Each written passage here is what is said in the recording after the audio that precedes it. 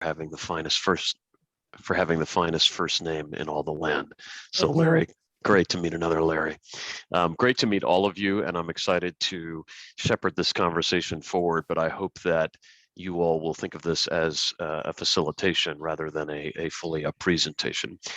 No conversation about public engagement, though, would really be appropriate if we didn't engage right off the bat.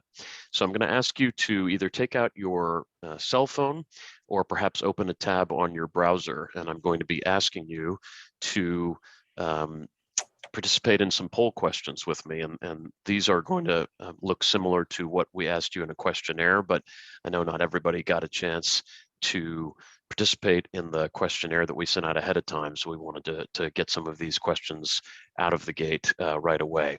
So if you're on a computer or a web browser on your phone, you're actually going to go to this link here in the middle. It's www.pollev.com/KW-poll2.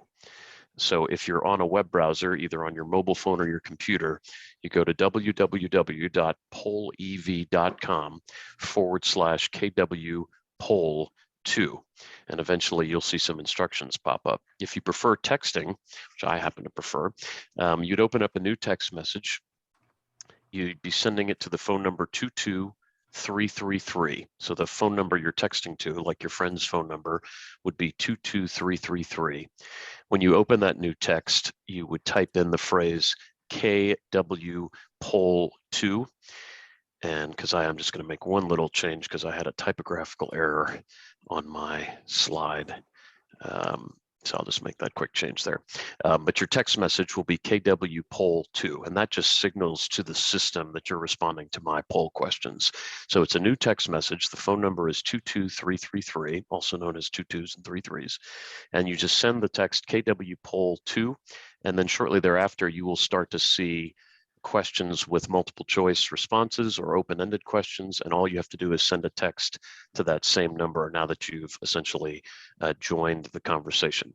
So one more time, on the computer, pollev.com/KW-poll2 on your browser.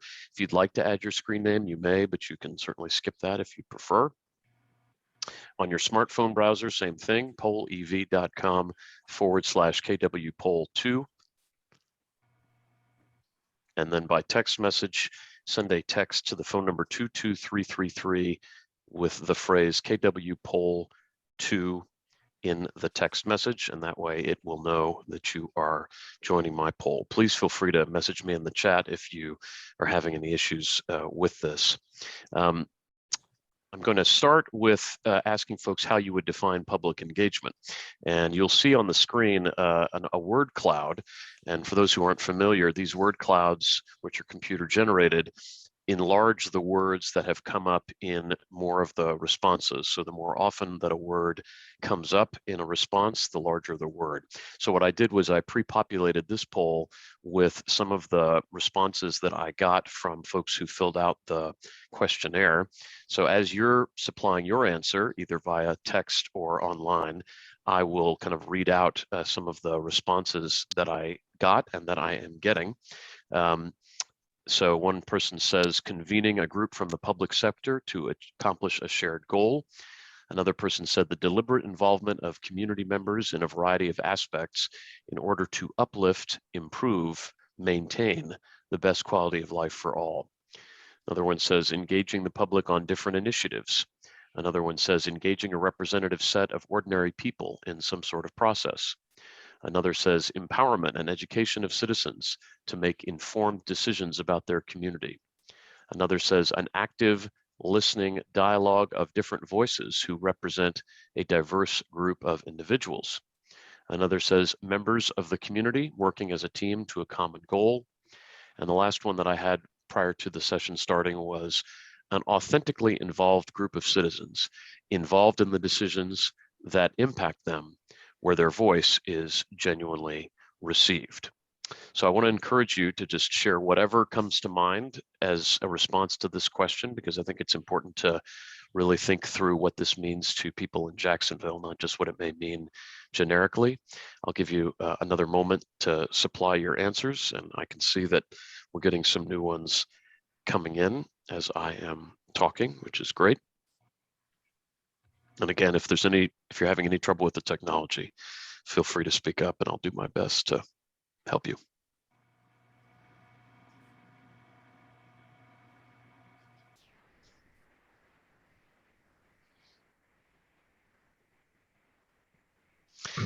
As you respond, oh, I'm sorry.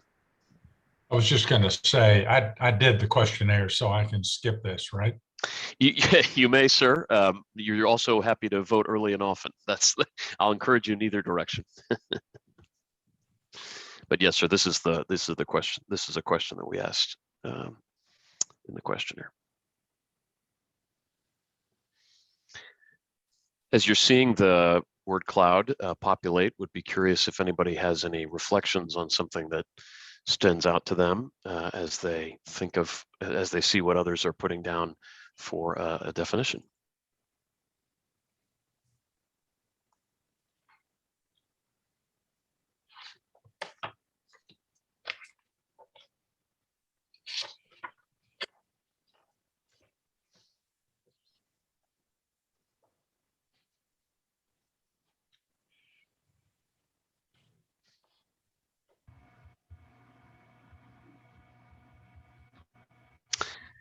Give you just another 10 seconds or so, and then we'll move on to the next.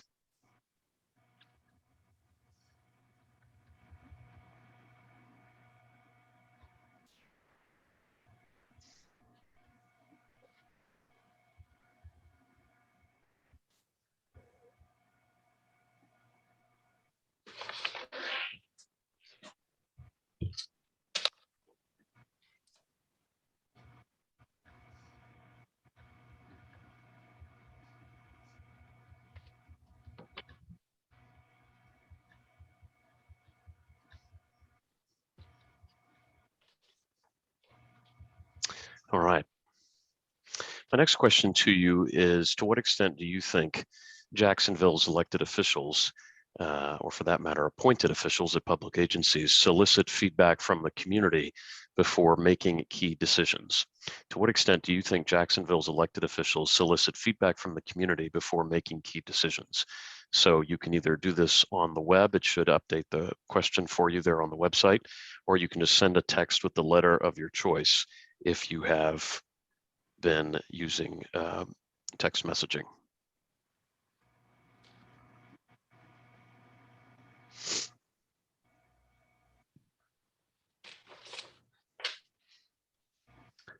And I know that as we are sitting here, we are witnessing a number of momentous decisions in the community, from school renaming to gas tax allocations and many others.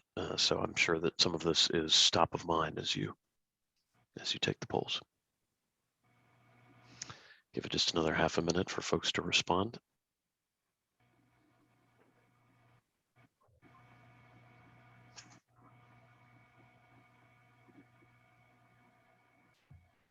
And Assistant Chief Burton, I assume anyone who does the wrong answer would be placed immediately under arrest.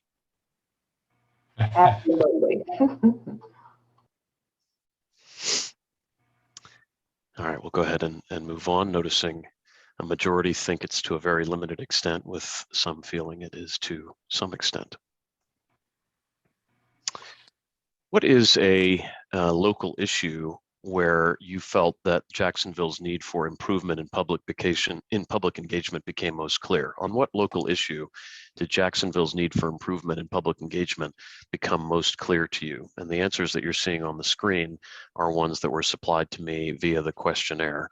So if you've already supplied an answer, that's great, and you're welcome to add one. Or if you haven't yet answered this question, please add your thoughts here.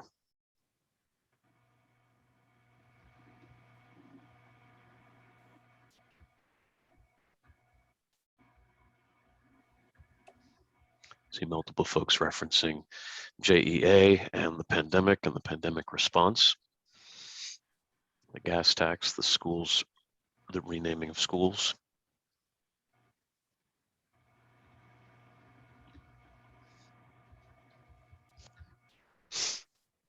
Specifically in the budget, I find that oftentimes spending decisions are among the most significant to the community and the ones where they'd like the most input, and they often get the least amount of say over how their tax dollars are spent.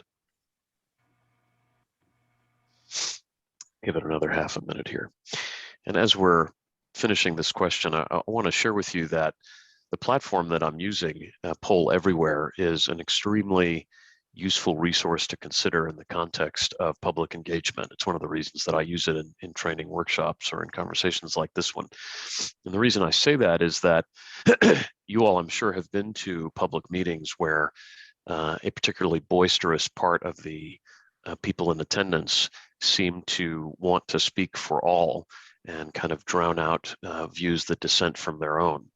And Poll Everywhere, by virtue of being connected to text messaging and the internet, polls can be taken from anywhere as long as people can see these prompts and these codes. So this can occur, virtually or on television or in a face-to-face meeting. But it really does help give voice to some of the harder to hear voices in the community, particularly by virtue of not requiring internet access, because even though it may seem to all of us like internet access is everywhere and everyone should have it, we know that that's not always the case, particularly high-speed internet. And more to the point, if someone is feeling intimidated from speaking based on the way that speakers are talking, this can be a really helpful way to gauge a broader cross-section of the community than you might be able to otherwise. We'll go ahead and move to the next question, thanking you all for your input on this question. What's an example where public engagement has worked well either in Jacksonville or elsewhere? So what's an example you have either from your community or another one where public engagement has worked well in Jacksonville or elsewhere? So you can continue to post online at the same web address or text us. And these are the answers that were supplied to me in advance.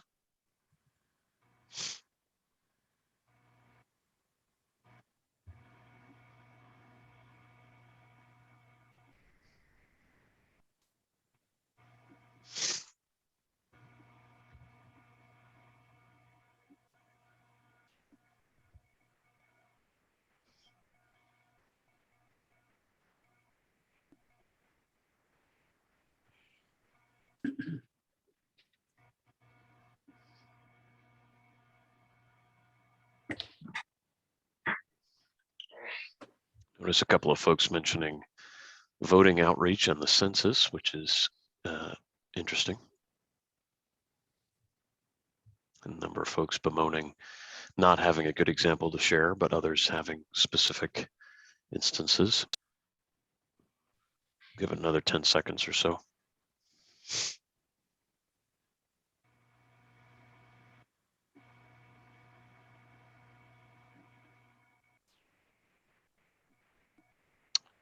Coronavirus protective measures made after input from the community. That's nice to hear.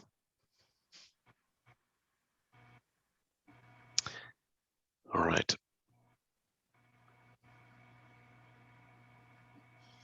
This is just a question for that I'd like to know.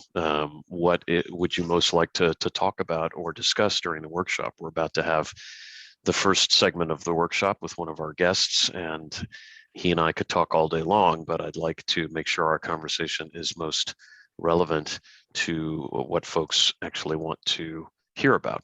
So please share with us what you'd most like to learn or discuss during our time together today.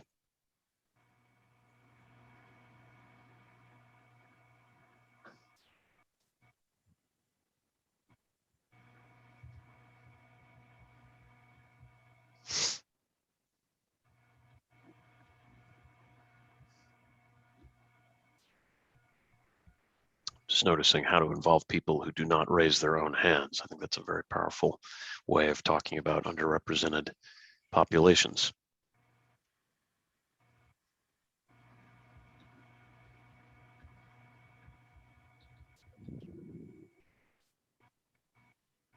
give it another half minute, and then we'll pivot to our next part of the conversation.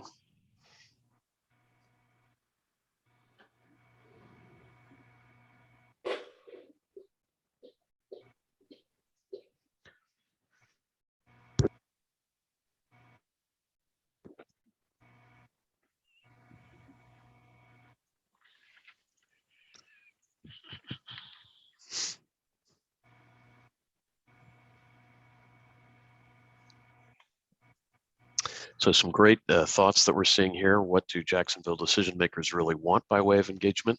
The most effective way to reach out to specific target populations regarding an issue. Oh, I accidentally advanced the slides there. Sorry about that. Different fruitful approaches to engagements within the community. Keep making the same mistake, sorry.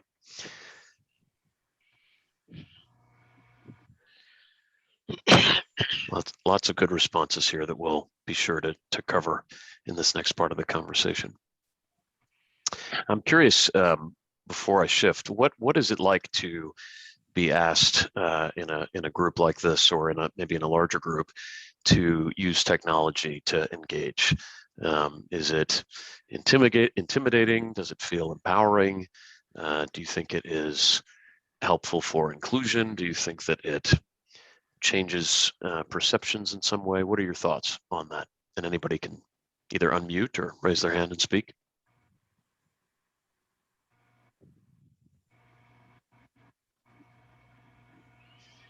I'll say something. I think it's very convenient, so thank you.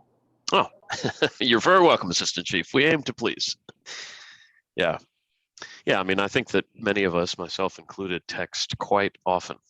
And, you know, it's very useful to think that through a short text message, my voice could actually be heard on something that's important to the community. I know that some police departments, I'm not sure if Jacksonville's is included in this, have adopted technology where someone can anonymously text a tip to the department, which of course is significant because sometimes even making a phone call could make someone feel as if their life is endangered if they were heard on the phone. But if they send a text message and it's anonymized, they could probably provide some really meaningful information that the department could need.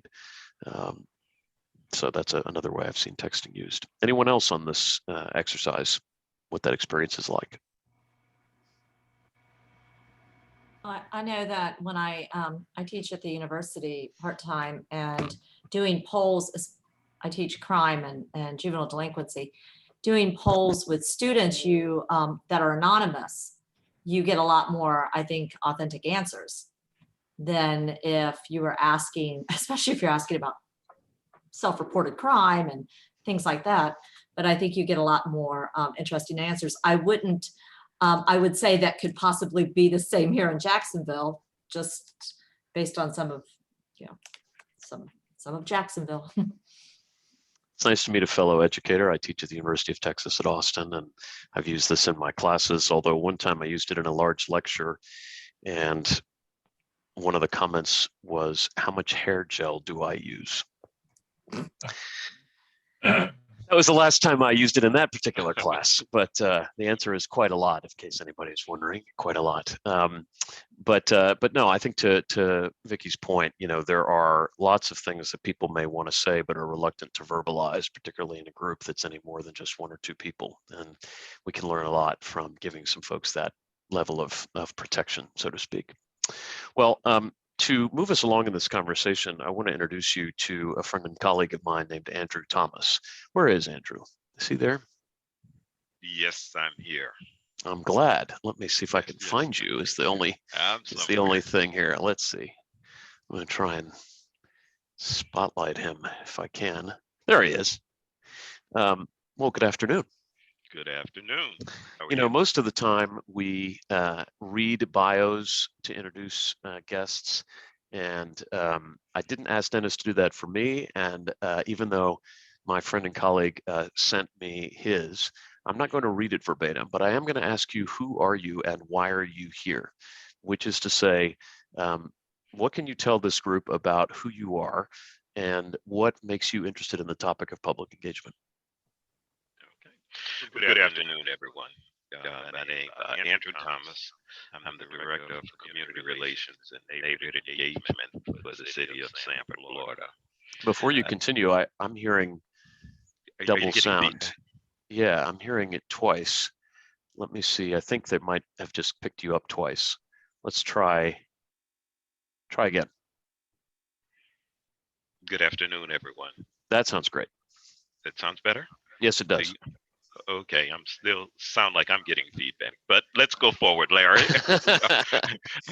I'm trusting here. Okay. Host would like to unmute you. I'm getting a message that the hostess would like to unmute. You're all set. You can continue. You're in good shape. Okay. Then I will pick up again. My name is Andrew Thomas, Director of Community Relations, Neighborhood Engagement for the city of Sanford, Florida. Position I have been in now since 2015, having worked on the plan to move forward following the tragic death of Trayvon Martin, and bringing our community together under a 9-point plan. So just to stop there, so you were, as I understand it from our conversations, you were lured out of a, call it semi-retirement, not fully retired, to move from your not your home state, your state at that time of New York State, and to come to Sanford to help them recover from one of the most noteworthy, killings of a Black person, I think, in recent history. Well, actually, Larry, I would say I moved to Sanford in retirement and became involved Got the sequence wrong. in working with the police department, the Sanford Police Department, as I was sitting home reading the newspaper and thinking about and contemplating the next chapter of what I want to do. And that led me to reach out to the then chief of police and say, look, here's my background. I've got a little time. I'm willing to volunteer to assist, which led to, which I didn't plan on, a contract with the Sanford Police Department. I have a consulting business that I've had for the last at least 15, 20 years. And that is dealing in conflict management. And I have spent years working and designing police oversight and civilian review of law enforcement. So I shared that with him, and that led to a couple of contracts with the Sanford Police Department, and ultimately an offer from the city of Sanford to come on board as a staff person. Contemplated and decided it would be short term. I could move back to what I had planned on doing, and I'd be okay. Let me see. That was 10 years ago. So, I'm not great with follow through, Larry. So, Well, the plan clearly was retirement. So you clearly I'm had still working on it. I was gonna say, and you clearly had found something that with which you were, I think, called in a secular way, if I can put it that way, Andrew. Okay. And I'm struck as we heard some of the things people want to hear about. Obviously, you could, I'm sure, tell us a great deal about that remarkable experience of working in Sanford. I guess I first want to understand and have the group understand what were the goals. What were you trying to accomplish with the community effort that you undertook there in Sanford? It was the first, having worked with the police department on police community relations prior to Trayvon, taking a look at the police involvement and concerns about unsolved, unresolved homicides that involve people of color, that led to issues with the police department, and also just in general, not a good relationship and trust issues.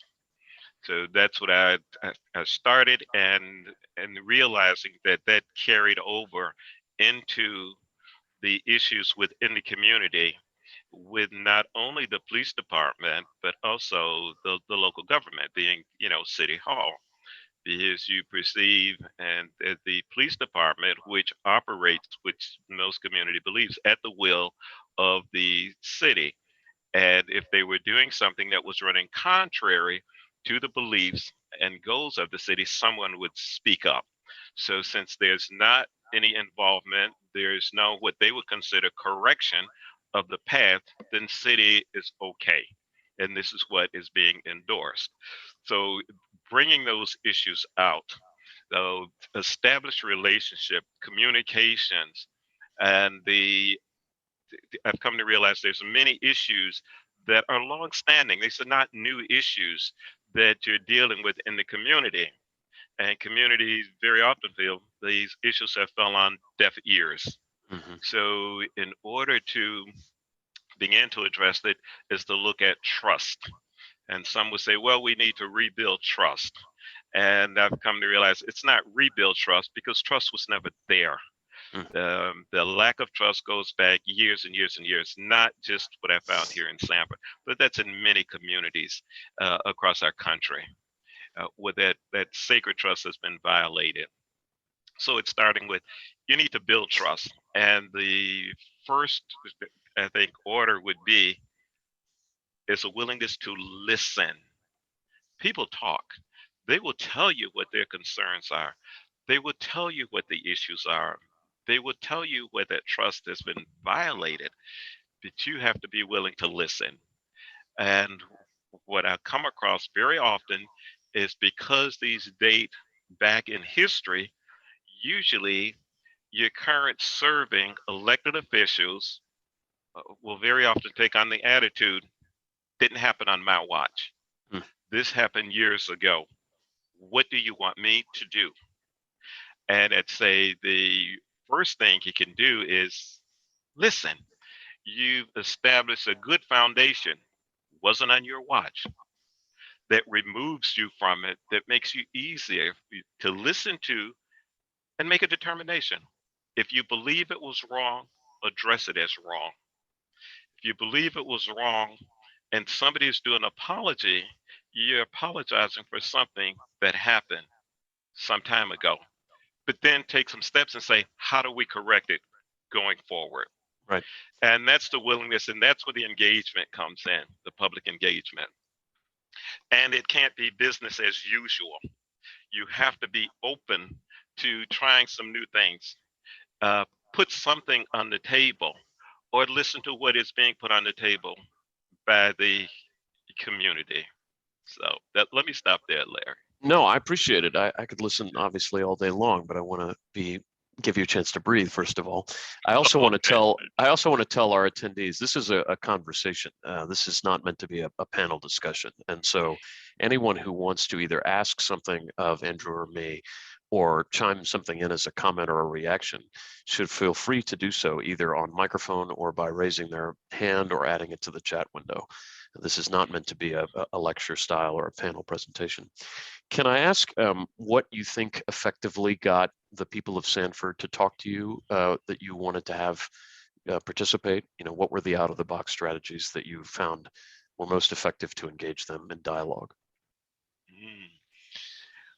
Well, initially, when I came on staff with the city of Sanford, understanding I became one of them, so that there was the lack of trust with city employees.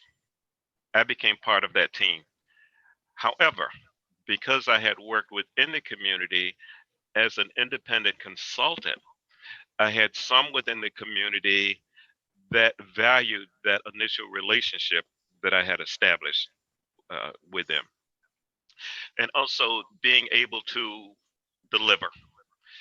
There's a test that if you've crossed over, and you're seen as part of the other team, how do they know they can trust you going forward? So that was it. I mean, saying there's got to be something put on the table.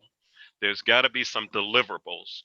There has to be some low-hanging fruit that city you can grab and say, we're willing to work with you. We're willing to change. Because otherwise the community sees this as that nothing's going to change. Why should we come to the table? We've been to the table many, many times before, but we haven't seen anything different. Show us that this is different, that this is going to be a difference in what we've experienced before. And that's what it's working on. How do we get something different? What are we going to do? If you want that low hanging fruit, where is it? There's got to be a deliverable. And one of those with the city of Sanford, his many issues will come up and did come up as we were going through the developing a plan to move forward. One of those issues was the 100-year history of the city of Sanford dissolving the Goldsboro Community Incorporation.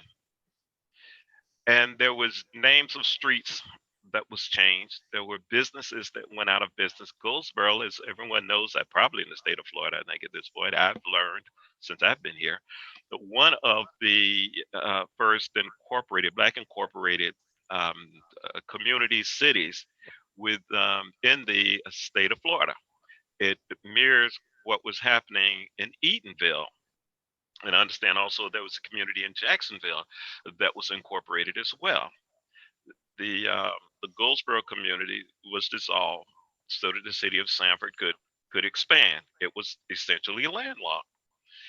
But the change of the names of streets was thrown out as those names should have been changed back to the original founders of the Goldsboro community.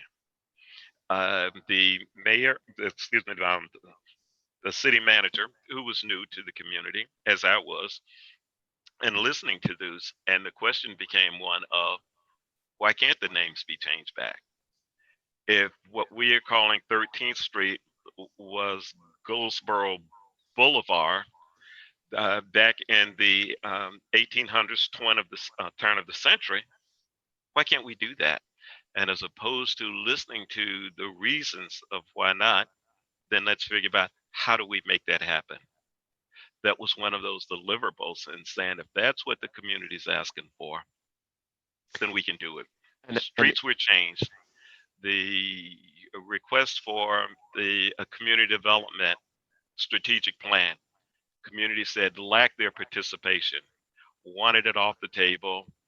City pulled it back, completely amended their community development plan to involve the community and hear them.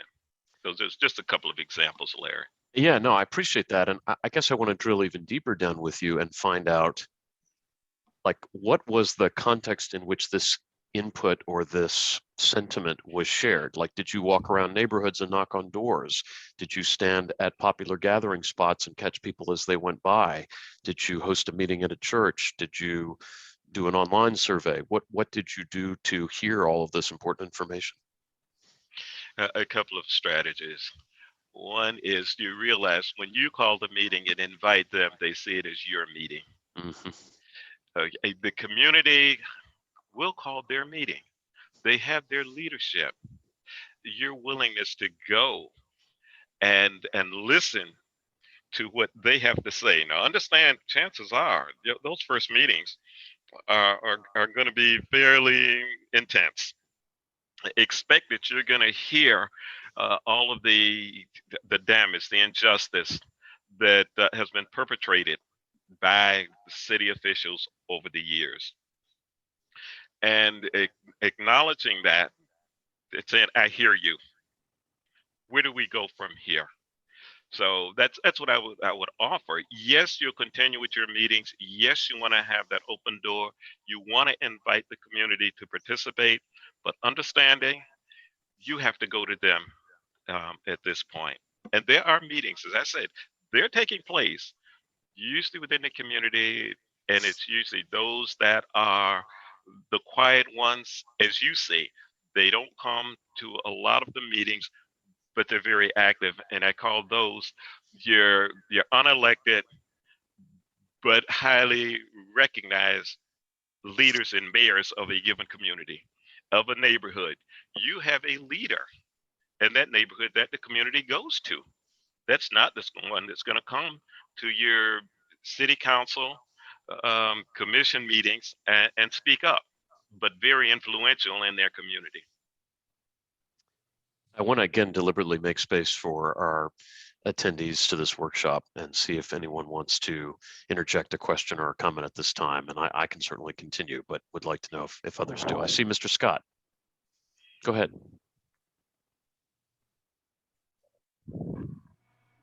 Oh, sorry about that. Sorry about that. No problem. First of all, Stanley Scott here with the African American Economic Recovery Think Tank. First of all, Mr. Scott. yes, hello there, everybody.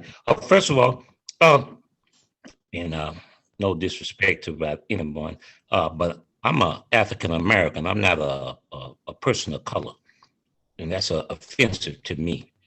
Okay. Thank you.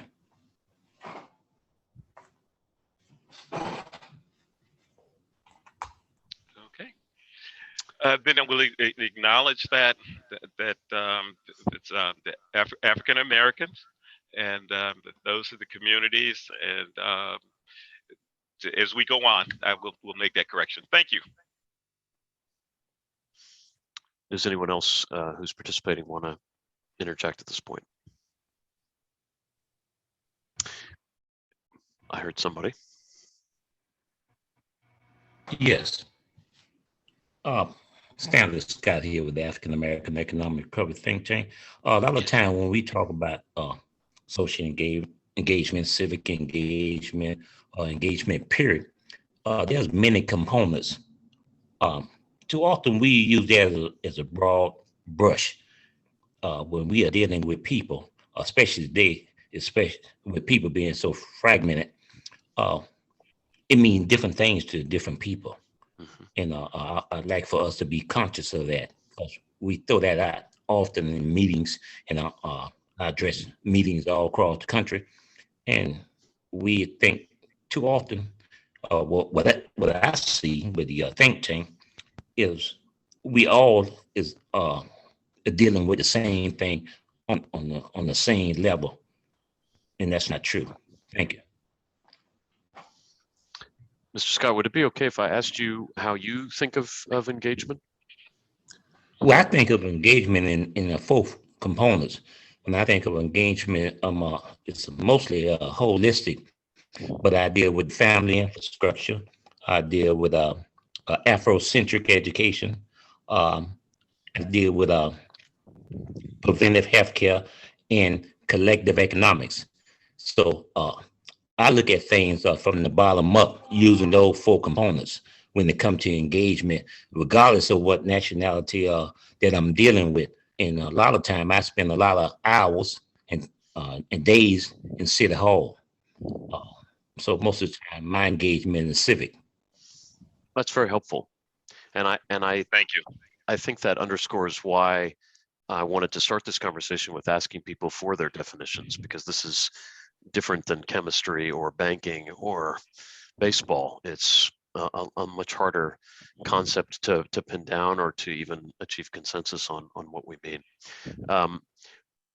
Andrew, when you were doing the work that you were doing in Sanford, what surprised you or led you to make a course correction in the work that you were trying to do? What was a moment where you felt this isn't working the way I want it, and I need to change things up? I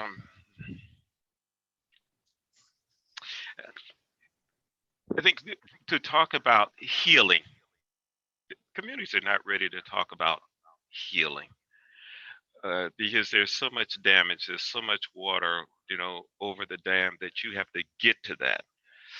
That becomes one of the goals that you strive for. Your initial is let's just start conversation. Let's start some dialogue. And if by chance we can talk about what would it take to heal the community, that's part of the process that the community participates in. Mr. Scott, I just want to thank you for chiming in. I agree with you. There's not one size fits all. That you have to, assess the community, your target population, and identify what their needs are and how best to to address those needs and bringing the people to the table, and you're leaving that invitation open in terms of who may be missing that needs to be at that table. So I encourage you, continue to do what you're doing in your community.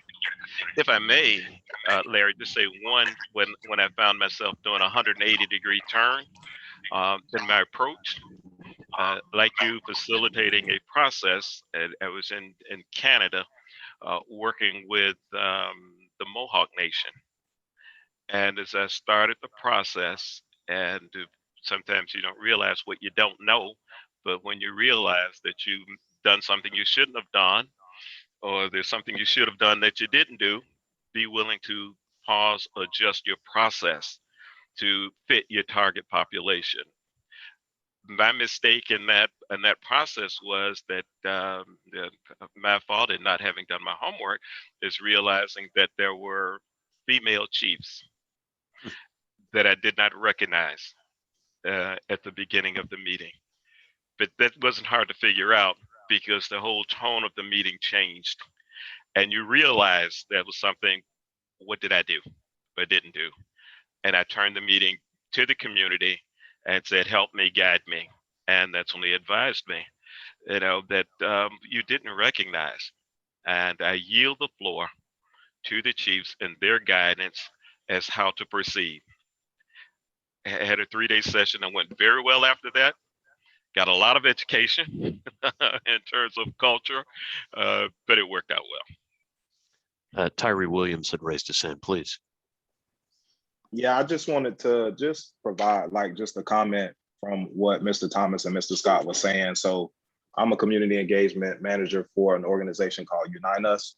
And kind of like our approach and our model is really focusing on helping individuals from a holistic standpoint, because I think even coming from the underserved community myself, I think you see different programs and services come and go, and you may help an individual on one aspect, but you're really not healing the community, because once that one service is gone, they may have all of these other needs that they need taken care of, and they're not really transforming their situation. It just might be helping for the short term, but in the long term, I think we have to find a way to bring all of basically the different social determinants of health together in a collective network to be able to help individuals with all of those different needs, so that we can heal the community and transform their situation, instead of, oh, now we have funding for this service, let's offer this service to the underserved community, because I'm sure they've seen services come and go for all different types of programs. So I just wanted to provide that comment.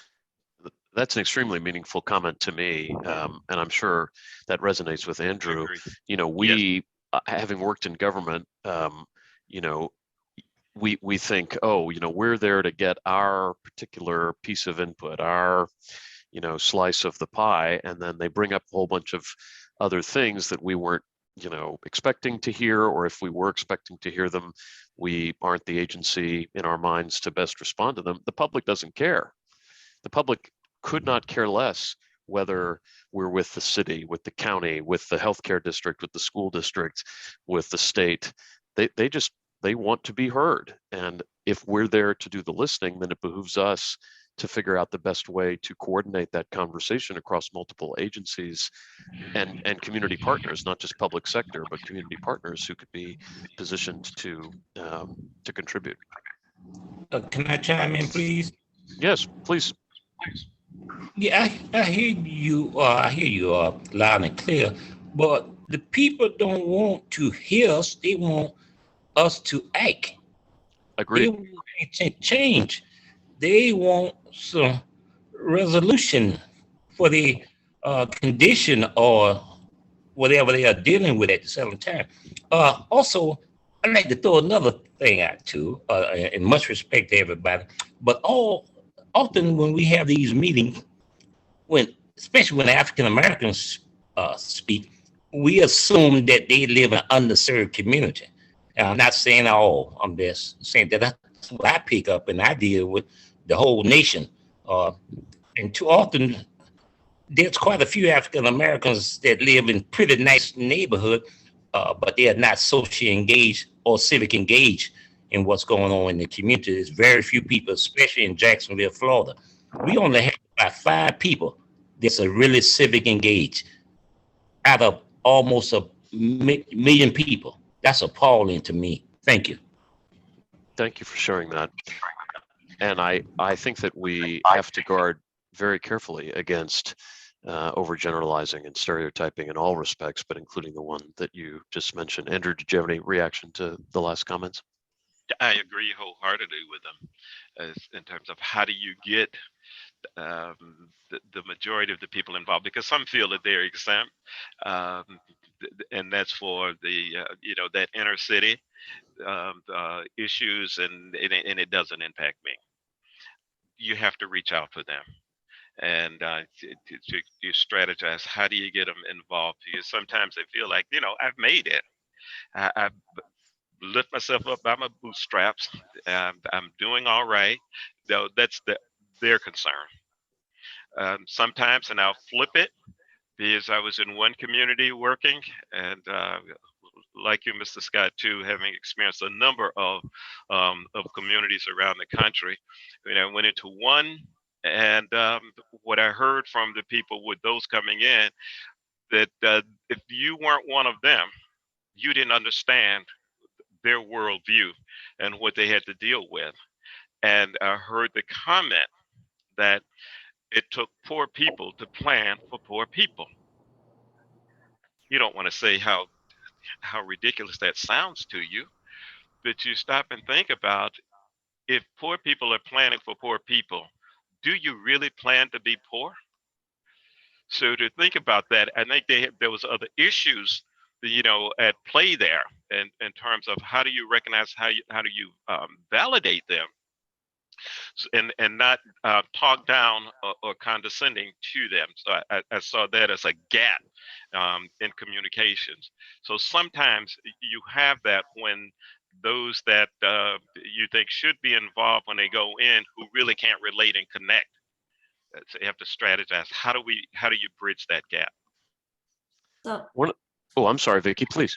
oh, I was just gonna say, sometimes I'm not so sure if it's the lack of community engagement or it's just the defeatism among community engagement, that thought. And I just say that when people, at least in just some of my spheres, when I've heard community members talk, when you see the community come out in droves, I'm the one that made the comment about authentic participation, and authentically having the message, or having the message received authentically, because we always have public comments at the end of our council. But do we have public comments because we want to hear it, or because it's a box we have to check because we are sunshine? And which is why we kind of pushed it to the very back at one point after the voting was done. We really didn't, seems like, want to hear it because it was already voted on by the time public comments came. And I think that disillusions people. And if you look at the school tax, it was overwhelmingly supported. There were polls on this. It was so overwhelmingly supported, and yet it was as if the community was, it felt like it to some people I know, that felt like that the decision makers were not appreciating the what the people wanted. And so you almost feel talked down to. And then when that happens, it can disillusion anybody from coming forward again to participate. Because if you see this happening on a regular basis or on issues you care about, then sometimes it's like, why participate? And then it makes it harder when you're trying to get people involved in other things, because this is how, well, it's, Jacksonville, or well, it's this. And for somebody who's in this community engagement space too, it can be very difficult to get, because then people look at you like it's a medical model. Oh, you don't really want my participation because you're just going to tell me what I need, and then you're going to, prescribe it. want to come to Assistant Chief Burton here in just a second, and I just want to say to Vicki that it's as if you hacked my computer and looked at some of what I'm going to present here in just a minute, because a lot of what I've experienced working in a municipality and consulting for others is the very dynamic you've just described of assuming that if we give people 3 minutes at the microphone, we've somehow engaged them. So I look forward to talking with you more about that here in just a bit. Assistant Chief Burton. I could not figure out how to raise my hand. I don't see the. she's very powerful, but Zoom icons. Yeah. So I just wanted to acknowledge something that Mr. Thomas said. Hello, I love to connect with you as well. So just to piggyback off what he said, when he said something to the effect, community needs to call their own meetings and they have their own community leaders, is so true. I find that to be true, but you said something about people not being ready for healing. I thought that was powerful because the people in some of these communities, they are hurting. But I did want to say that they're not only hurting because of the relationship between law enforcement, but they're hurting because of all the other disparities of education, the healthcare, economics. But I just wanted to say this from a law enforcement perspective. It's important for officers to understand that they're hurting. So when we come in, we can be open and give people this space so they'll know that we understand. And I think that's where the healing is going to take place in regards to bridging the gap between law enforcement and the community. I just wanted to say that. I really appreciate that sentiment. And one of the aspects of my work is assisting with truth and reconciliation initiatives in several police departments and communities around the country, including Elgin, Illinois, Salt Lake City, Utah, and San Jose, California. And Assistant Chief Burton is very right. We're not going to have a meaningful conversation about healing and coming together until you honor the lived experience that I have had and the pain that I have felt. And even if you didn't, officer or assistant chief or detective, directly cause it, you're still wearing the uniform of someone who may have. So that's been a humbling experience for me. I wanted to, I see Frank Denton has been very attentive and deep in thought. I didn't know, sir, if you had anything you wanted to chime in to our conversation. Not yet. Thank you. You're very welcome. Andrew, I wonder if we could kind of bridge over. I know our time with you is a little bit limited. I wanted to mention one other aspect of your background that I think this group would find interesting, and it's something you and I have in common, and that is that you are a professional mediator and a dispute resolver, a conflict resolution professional. And I'm curious what you think, based on your own experience or your intuition, what you think the role of both an individual mediator and a dispute resolution center or group of dispute resolution professionals can be for enhancing community engagement in a community. I think the value of just ADR, we refer to it as ADR processes within a given community, and that runs the spectrum, whether it's mediation, facilitation, and we have a variety of styles there. I think it's invaluable. It does what we talk about so often in terms of validating people's feelings and the value of storytelling. You bring people to the table, and so often there's a story to be told. If I can go through just kind of quickly some examples of cases that I've had ended up in court. And I tell you one before I retired in New York State that involved a homicide. Young lady, 18 years old, visited one of the families. These two families lived down the street from each other, had engaged in harassing, assaulting each other to the point that shots was being fired when they saw each other.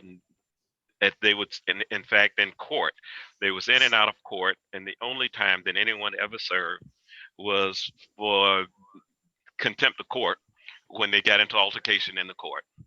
Beyond that, we had a family where we had the mother and one who they got one altercation in the street. They was fighting with bats, throwing stones, ended up with severe back injuries, Okay. There was one young lady who was with child. She was pregnant at the time, and she ended up losing her child, having a miscarriage. But none of this came out in the court.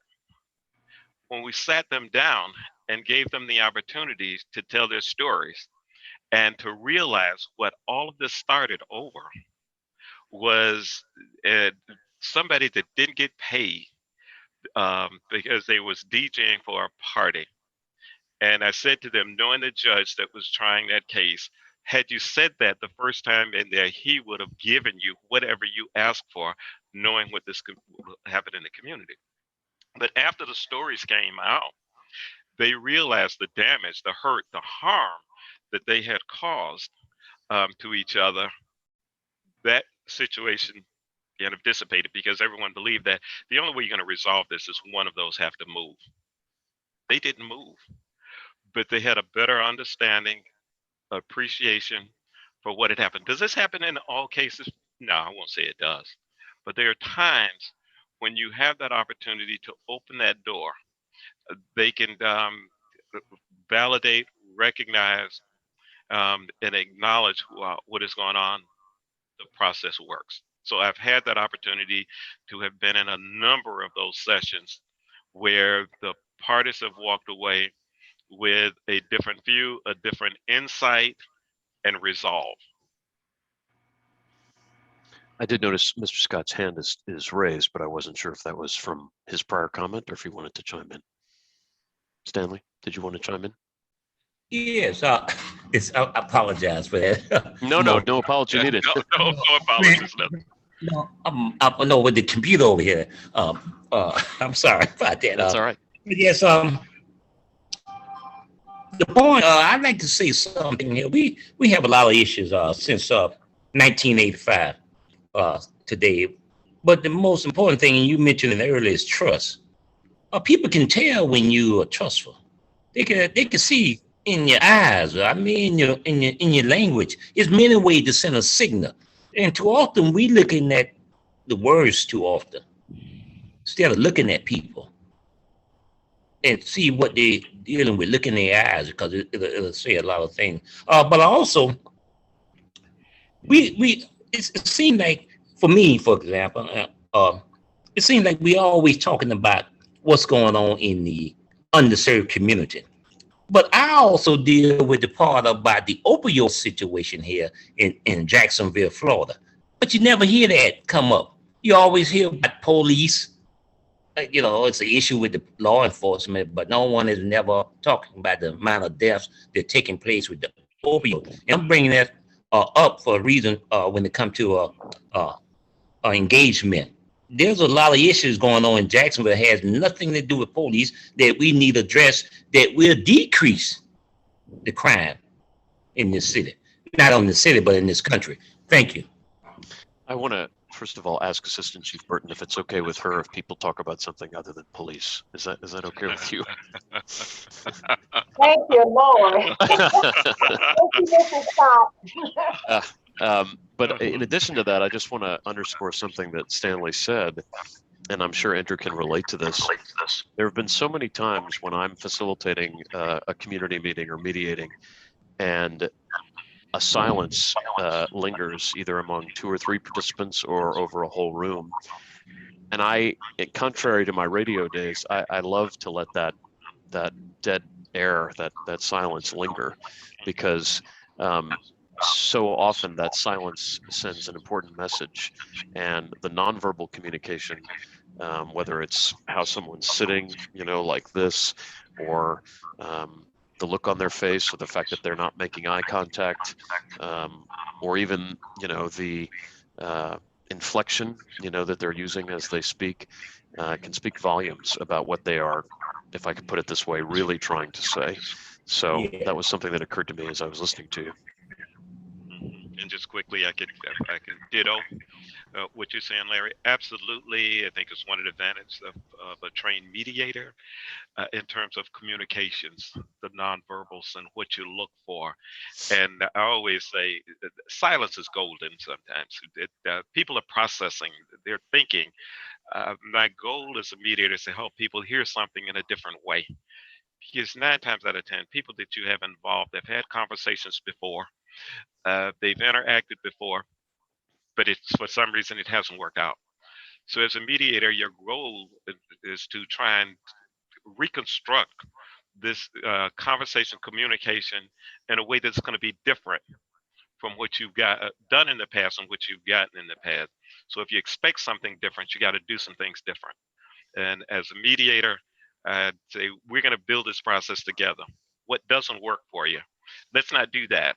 So think about what's going to help you have a productive, fruitful conversation. You came here with a goal.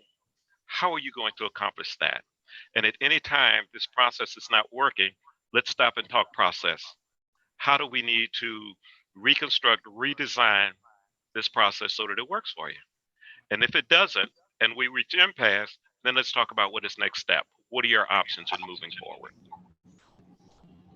I know that our time with you is short, so before I let you go, knowing what you have heard from this community of leaders around what they hope to achieve with community engagement in both reaching underserved or less heard from members of the community, in being more honest and robust and meaningful in how we provide and convene the community, in addressing some of the issues that continue to linger in this community, what parting words of advice or wisdom might you share with them?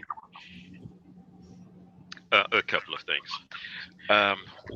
One is go to where the people are, meet them where they are, let them control the meeting. It's their meeting, it's their issues. You can't solve the people for them, but you can come alongside and work with them. I think that's important. I'd encourage you to do that. I'd also say that, and I love the technology and it works great, but understanding we lose a segment of our community when we go too high tech for them. That's intimidating and that scares them.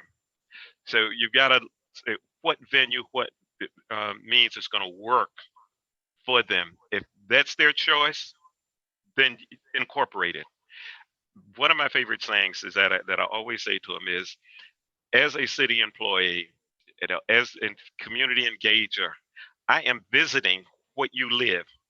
Far be it for me to tell you what your life is like. I'm here to learn.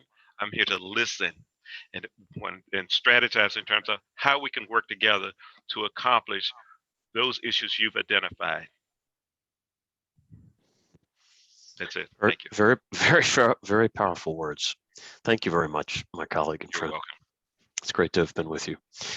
Folks, it's 2:15. We're going to resume at 2:30 at 2:30. So please enjoy a short break. Try to step away from your screen, walk around, shake your legs, and we'll be back at 2:30.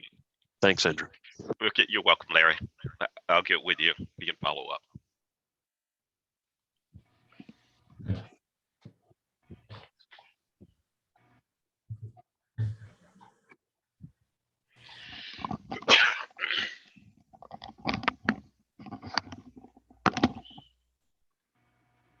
Mr. Thomas? Is he off?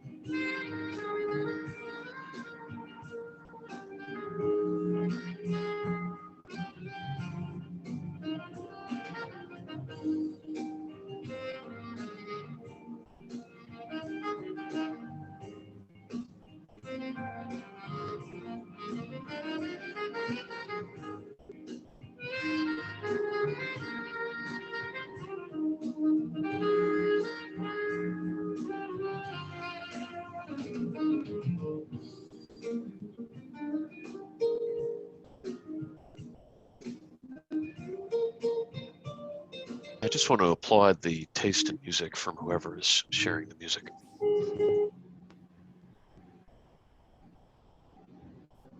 I think that was from Stanley, but I was enjoying it. We'll start up again here in about a minute, folks.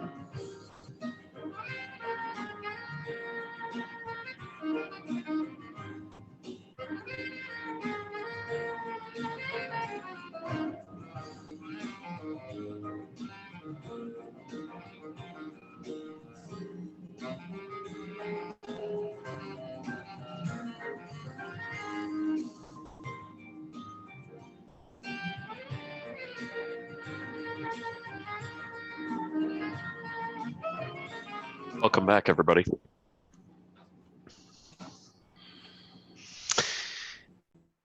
So I'd like to ask everybody to turn on video if possible, just to enable me to make as much eye contact directly with you as I can and understand how what we're talking about is resonating with you. And I also want to ask each person, either in chat or on the microphone, to share a takeaway from what you heard Mr. Thomas talk about.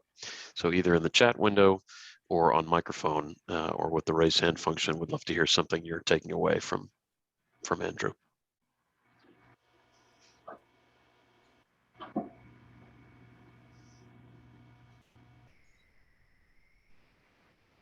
Yes, don't be afraid. It's okay. We all friends here. Stanley's been in the water. It's okay to swim, right? That's right. That's right. You have 1 block from it. Well, I would say that we have a lot to learn, a lot of work to do. Thanks, Dennis. Well, I would add that well, building on that last comment, I think Jacksonville is partly because it's so big and so spread out and has such an unusual history that I think it's going to be especially hard here to engage the various communities and have them work together on things that we need to be working together on. A lot of trust to be built and relationships to be maybe created or revitalized. Well, for me, if I could just get some of Mr. Denton time, or see, I know a lot about his history with the newspaper, and I trust him. And I will wish I could work with him as far as from the bottom up, and with him, with his capacity from the top. I know for a fact we could do something in Jacksonville, Florida, and that's a fact. I don't know if you all remember when President Clinton was pictured with, Yitzhak Rabin on one arm and Yasser Arafat. I feel sort of like I'm present at the moment of a great deal being struck here with Stanley and Mr. Denton. I won't ask Mr. Denton whether he accepts the offer, but it sounds like an offer is being made. What else did folks take away? Oh, I'm sorry. Go ahead. Just add that Mr. Scott remembers me when I was a working journalist, and now I'm just another retiree. But I'm working, as are others on this call. I think Anne Marie Knight is with us, and Anne Marie and I worked on a project that was really an anti-poverty and trust building project on trying to reconcile some of Jacksonville's broken promises to the African American community, and did a lot of work on that. I think Mr. Scott watched it, and then it kind of just immediately died when it got at the political level, because the political levels and the people in the community where this effort would have been saw it as a political threat to them.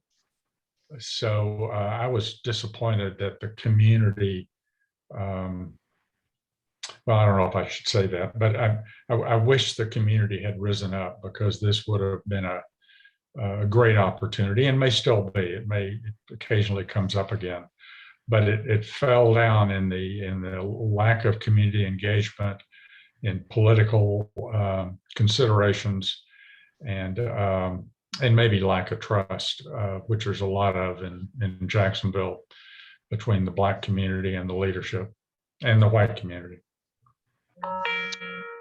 Ms. Knight, anything you'd like to add at this point? Go ahead.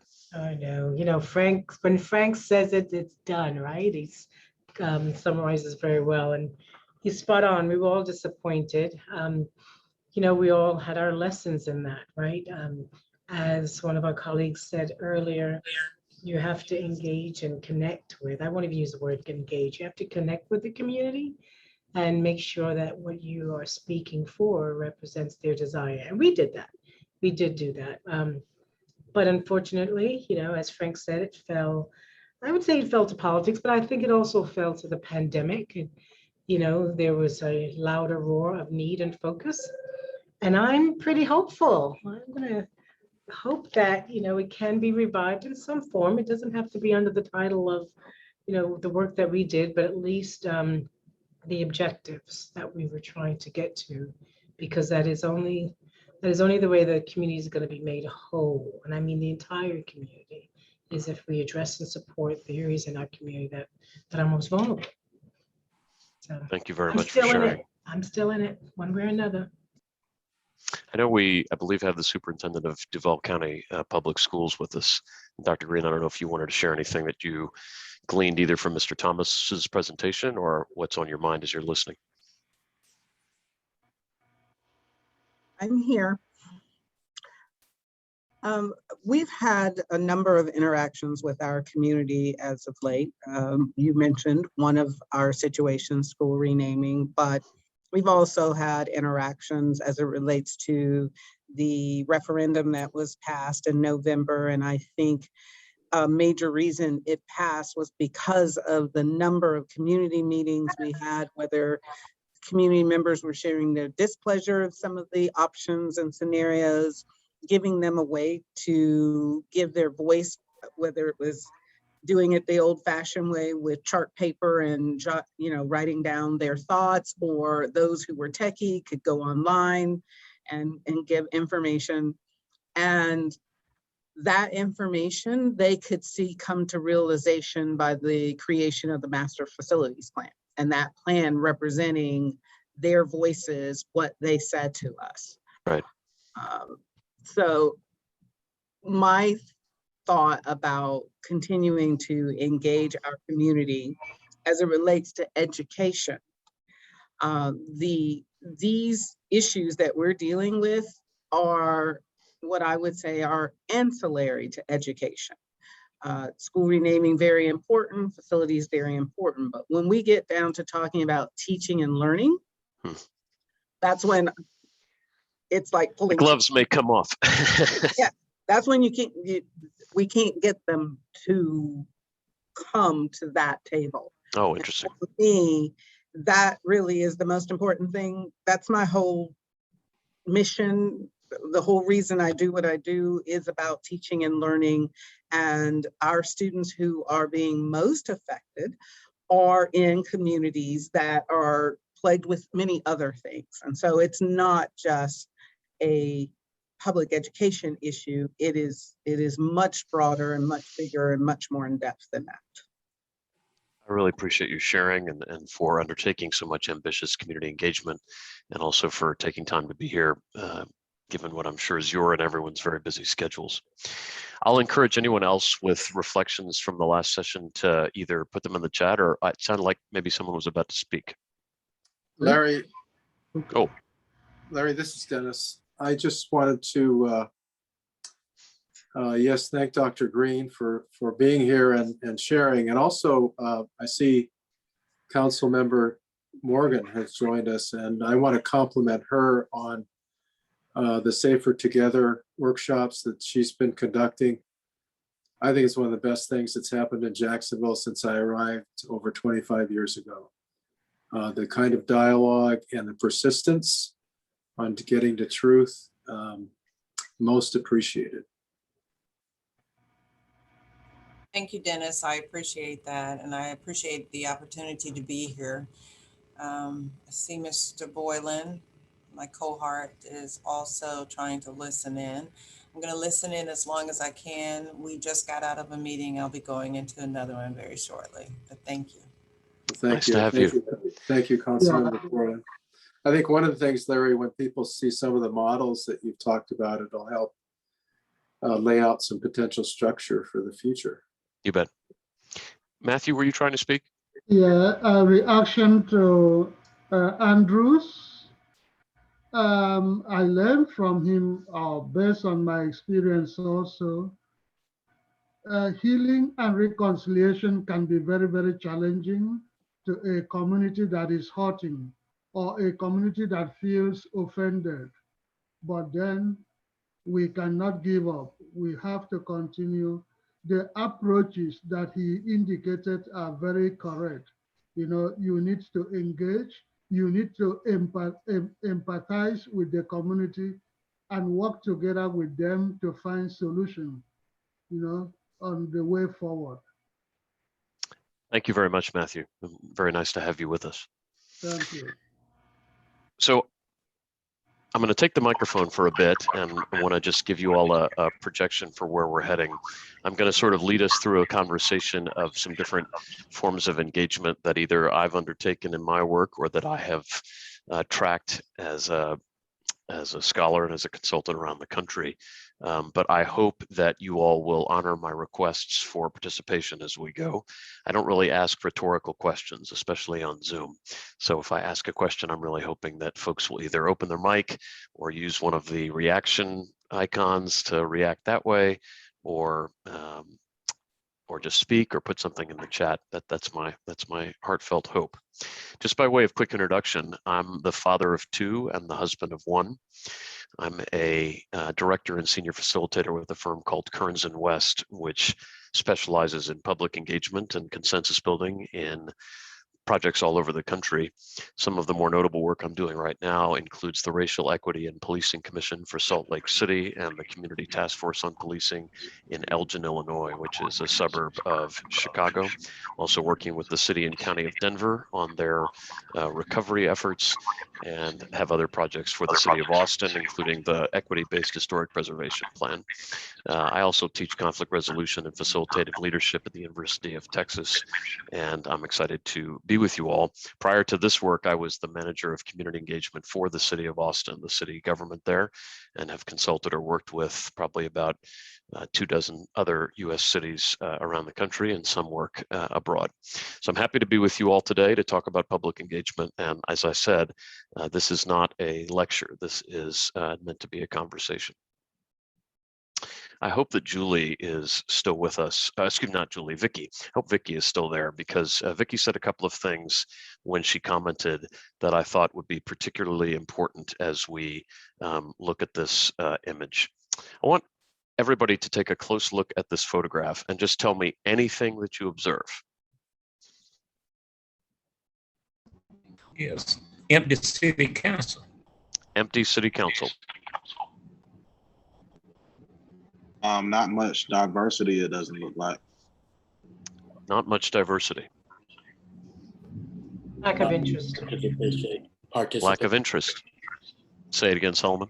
Not much participation. Not much participation.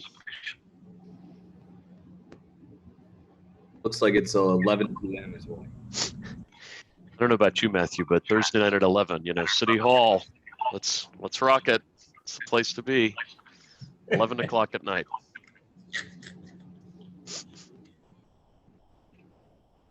What else? There are signs. There's the signs that are saying something. I just can't see. Yeah, there's some sort of protest or other kind of advocacy on a sign. That's right. I was gonna say the way it's formatted, and that's like a lot of city councils, is there's a floor podium for one person to speak, and so usually, as far as like the crowd goes, those who are there, the likelihood of them being able to come forward and have more than 3 minutes is slim. Raise your hand, and I mean raise your physical hand. I don't care about the Zoom hand. Raise your hand if you feel like you would feel comfortable going on live television to speak for 3 minutes on a topic where your point of view might not be agreed on by all. So raise your hand if that's something that you think you'd be willing to do. There's a difference between willing and comfortable. There you go. I was just getting ready to say difference in income. So I see a small number of hands, even in a group that's this civically engaged. And I think that's telling. I'll note a couple of other things. What item are they on? What item are they on? 83. 83. They started this meeting at 10 o'clock in the morning. And when Vicky was talking about feeling talked down to, do you have a sense, you can't see them because they're off screen, but do you have a sense for how the city council might be physically situated relative to the public and to the speakers?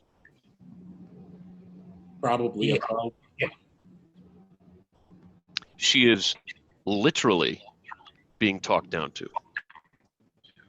Not figuratively, not politically, literally. She's here and the city council is on a raised dais. Now, let me narrate for you what happens in this scene. This woman, who happens to be a friend of my wife's, coincidentally, had come to City Hall at some point earlier in the day to speak on a major infrastructure project in Austin. And at this point in the video, she says, will there be an opportunity to weigh in on this transmission main? So she's asking, will there be an opportunity for us to weigh in on this? And the mayor's response is, I believe you're doing so now. And to that, the citizen replies, with any power. And at that moment, the small number of people in the audience starts to applaud. And then there's a pregnant pause. And then the mayor says, I'm not sure I know what you mean. So I want you to sit with that set of circumstances as we figure out what might be wrong with some of the ways in which we have staged public engagement for far too long. And I want us to think about it in terms of the setting, the timing, the topic, and the players. The setting, the timing, the topic, and the players. Who can identify the settings in the photographs here? A courtroom in the church. House of worship and a court of law. That's full house. Yes, sir. And I don't know about you all, but when I go to my house of worship, I don't expect the rabbi or the clergy to ask for my input on his what he should talk about. I go there because I'm looking forward to hearing what he has to say and, of course, joining in the collective worship. But I'm not there because I expect there to be a back and forth between the congregation and the member of the clergy. And in a courtroom, as our speaker earlier, Andrew, mentioned, we don't get to say much when we sit in those courtroom pews. We get to listen and accept the verdict of the jurists, the judge or the jury, and watch the dealings of the attorneys. But we're not asked at any point, what do we think about it? And so what happens if we sit in these ways in a public meeting? Not a rhetorical question. Yes, sir, Frank. Oh, I'm sorry. I think your microphone is muted.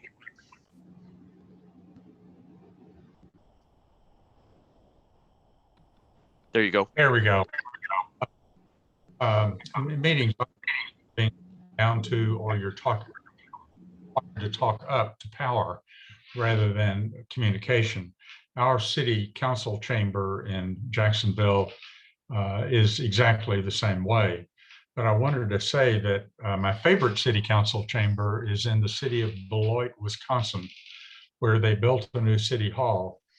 And the city council chamber is like a theater in the round, and the citizens sit there, and the city council sits down in the middle. And they did that deliberately, symbolically, to remind the city council members that they work for the people and to remind the people of the same relationship. Scottsdale, Arizona, where I've done some work, has a similar feeling where the citizens are on a higher level than the elected officials. But I think that Frank's exactly right. We are physically creating a space in which, at the very least, we are going to make people feel talked down to. And in addition to that, we are creating a clash, or the higher likelihood of a clash, because we're putting all of these people's energies and aiming them towards those poor saps at the front of the room.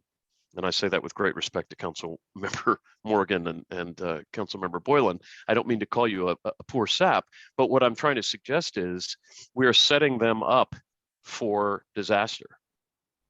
We are not creating the circumstance in which a reasonable conversation can occur. We are creating a circumstance in which a clash is most likely to occur. Correct. So I think that how we sit matters, but I also want to reinforce something that Andrew said before, which is we need not limit ourselves to engaging the community in government buildings. Nor do we need to limit ourselves to engaging the community in government convened meetings. Because we all know, and certainly the council members know this better than most, that the vast majority of their constituents, probably in the high 90%, will never step foot into one of their meetings for any number of reasons. And yet, as Andrew said, and as others of you pointed out, they will go to meetings conducted by some of the organizations represented in this workshop. They will go to their homeowners association. They will go to their business chamber. They will go to their church. They will go to their Boy Scout or Girl Scout troop. It's not that they won't engage in community life. It's that they're not going to go downtown for a 10-hour wait to speak for 3 minutes. So it isn't just a matter of the physicality of the space or of the chamber. It's also a matter of to what are we inviting them? To where are we inviting them? And is that something that they're really going to embrace and appreciate? Now let's talk about the timing. I know that the council members have been voting today, but there was reference made by someone to the time at which public comment is often taken. So there's the time of the meeting and when it starts and ends. And oftentimes, if meetings are being conducted in the middle of the business day, that may be convenient for some, but very inconvenient for many others. And if that's the only way that folks feel that they can influence or have comment, then we run the risk of hearing from only a very narrow slice of the population who has the flexibility to be able to join a midday meeting in the middle of a workday. We also, if we structure the meeting in such a way that you have to wait your turn in a line of speakers who each get 3 minutes, we're likely to have someone waiting longer to speak their mind than to get a driver's license, which is my benchmark for pretty much the most difficult and trying waiting experience that I ever have, second only to the doctor's office when we used to go to those. And then there's the notion of how long we get. There's a big difference between telling someone you have 3 minutes to put all of your thoughts together on this topic, all of the history, all of the current dynamics, all of the variables, all of the nuance. That can be boiled down to 3 minutes. And by the way, when you're close to or at that 3 minutes, we're going to sound the loudest and most annoying timer that you've ever heard. Worse than a delivery truck backing up. So in contrast, if we create a situation where there is more of an ongoing conversation than a 3 minutes at the microphone, we create the possibility of a lot more ways for that member of the public to engage. Not just to try to boil everything they're saying into 3 minutes, but to build off of what their fellow citizens are saying, to respond, to share differing perspectives, but not to expect that they'll remember everything that they have to say in those pressure-filled 3 minutes, potentially with hecklers or others that are trying to interrupt them. Then there's the whole matter of the topic. I know that the city council has been ensconced in a lengthy conversation around the gas tax. And for some, that may be a fairly common sense conversation. I go to the gas pump, I buy gas, I pay taxes. You're talking about how you'd like to spend the gas tax, as I understand it. That's not necessarily intuitive to everyone. And just because you say to the public, we're going to have a hearing on the gas tax, doesn't mean they'll necessarily grasp the significance of what that will mean to them. And so you'll see on this screen the contrast between just saying we're having a budget hearing and saying we're closing parks to save money. Now, they're both the same in the sense that the latter is about the budget in that particular city. But imagine this difference in the way people will respond to the bottom call to action as compared to the top. In other words, if we say we have a chance to revolutionize the way we get around in Jacksonville with the public's input, as compared to we're having a tax hearing, the reaction of the public could feel quite different. And we owe it to the community not to, speak down to them, but to speak in terms that they and everyone can understand. And then not simply someone with advanced degrees or a daily subscription to the Times Union or some other level of, education can grasp, but something that's graspable by everybody. And then I think there's something that I heard Stanley talk about, which is who's actually engaged here and who isn't, and who needs to be. And we'll get to this conversation in more depth in a little while, but I heard Stanley say there's maybe 5 people engaged out of a huge population. As conveners of dialogue, we have to look clearly into the mirror and say, who do we need to be in this conversation, and are they here? Are people from all council districts here? Are people from all walks of life? Are people from all cultures and ethnicities and races? Are people from different age levels? Right? Nobody should be excluded from a conversation just because they don't pay property taxes or don't have the right to vote or don't vote. That shouldn't exclude them from having a conversation about the direction that their community is going to take. And so if we don't see those people, if we don't see those affected by a decision in our conversations, then we have to do something about that. So I've decided to scare you a little bit right off the bat, and now I'm going to try to figure out what we should do about it. Is that okay? Everybody with me? You have to tell me because otherwise I don't know. Okay, I see thumbs. I know that this may seem a little peculiar, but I am an Austinite. I'm from Austin. Austin is the live music capital of the world. I also happen to be a pianist, which has made me a big fan of the guy on the left, Billy Joel. And I'm married to a woman whose mother went to high school with Billy Joel. So I kind of have a soft spot for Billy Joel.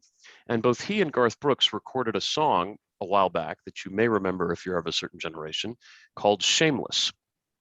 And there are two lines from the song that have always resonated with me in the work I do on public engagement. One is, I don't have the power now, but I don't want it anyhow, so I got to let it go.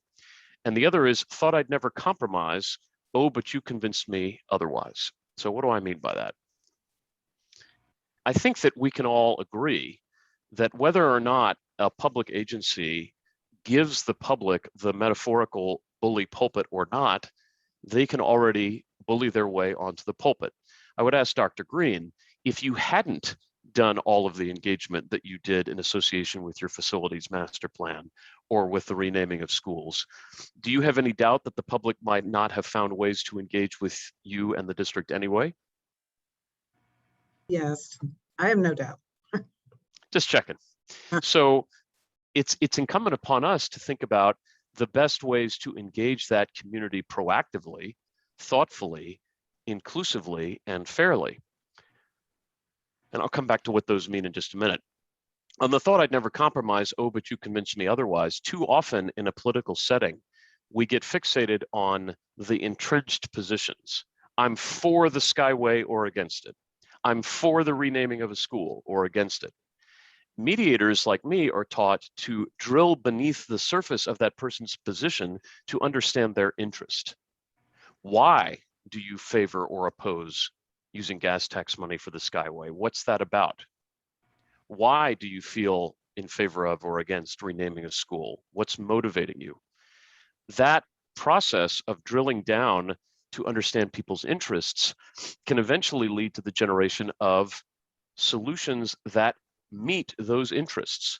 If we focus just on trying to find a way to bridge a gap between a pro and a con position, we probably won't get there. One side will go home unhappy. But if we take the time to understand why these positions have arrived in the first place, the history, the context, the other factors in play, and then we brainstorm solutions that can meet those underlying interests, we can emerge with some pretty powerful win-win solutions. So this requires a whole bunch of paradigm shifts. In most contexts, I think government views the public as customers. Think of it as a vending machine at which you put in your tax dollars and out comes sanitation, policing, street sweeping, you name it. As opposed to a citizen, not in the immigration context, but in the more generic context, someone who is actively involved in co-creating the community and the future that they want to have. So part of it is taking an entirely different lens and perspective on the people that the city council represents and the school board, school superintendent oversees the education for. It requires that public administrators and staff and others who are needing to hear from the public think of themselves as partners with the community, open to alternative ideas, understanding and clued into what the citizens' values are, and focuses on controlling a process rather than the outcome. And in addition, as Andrew says so eloquently, incline themselves towards listening before talking. And for the elected officials, much the same. Understanding the power of the process. When I talk to people sometimes in community meetings, and I've done thousands of public meetings over the course of my career, it's interesting to me to note how often someone may not get the policy outcome they're seeking, but they tell me they just needed to feel heard. Now, I agree with what Stanley said earlier. It's about more than being heard. It's about action being taken to address my concern. I agree. But if we don't have a good process, then we're not going to get a good outcome. And our elected officials have to set a tone of embracing good, thorough process in order for us to get the kinds of outcomes we're looking for. I see Councilmember Boylan.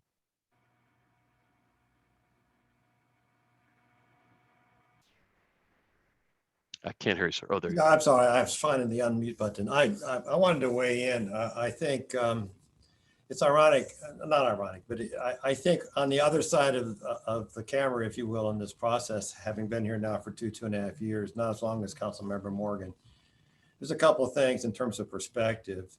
I look at my job as a district councilman, particularly, I'm in the customer service business, pure and simple.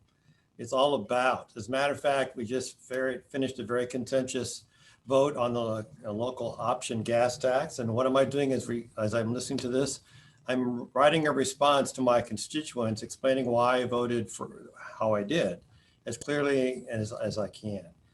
I get far more out of the interactions individually and collectively with my constituents. I go out and walk the neighborhood. I'm not campaigning here, but I can attest to the fact I will go out with the director of operations of the Public Works Department to visit a neighborhood who have drainage issues or sidewalk issues.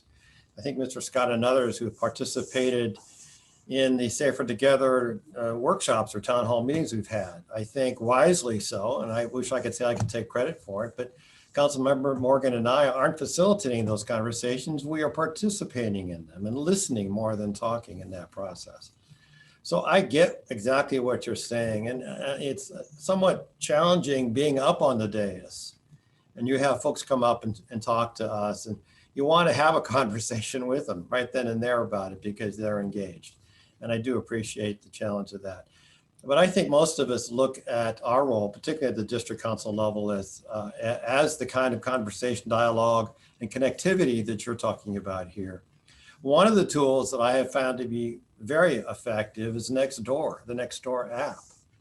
I constantly seeing communications happening there, and I will chime in every once in a while just to let them know I'm a member of the community too. I have the same concerns and issues you do about the district that I serve. So I want to affirm what you're saying, but also recognizing that the structure of the city council meeting is probably equally frustrating for us sometimes as it is for those sitting in the audience. I really appreciate that perspective, council member. And of course, I appreciate your public service. It's a often thankless job.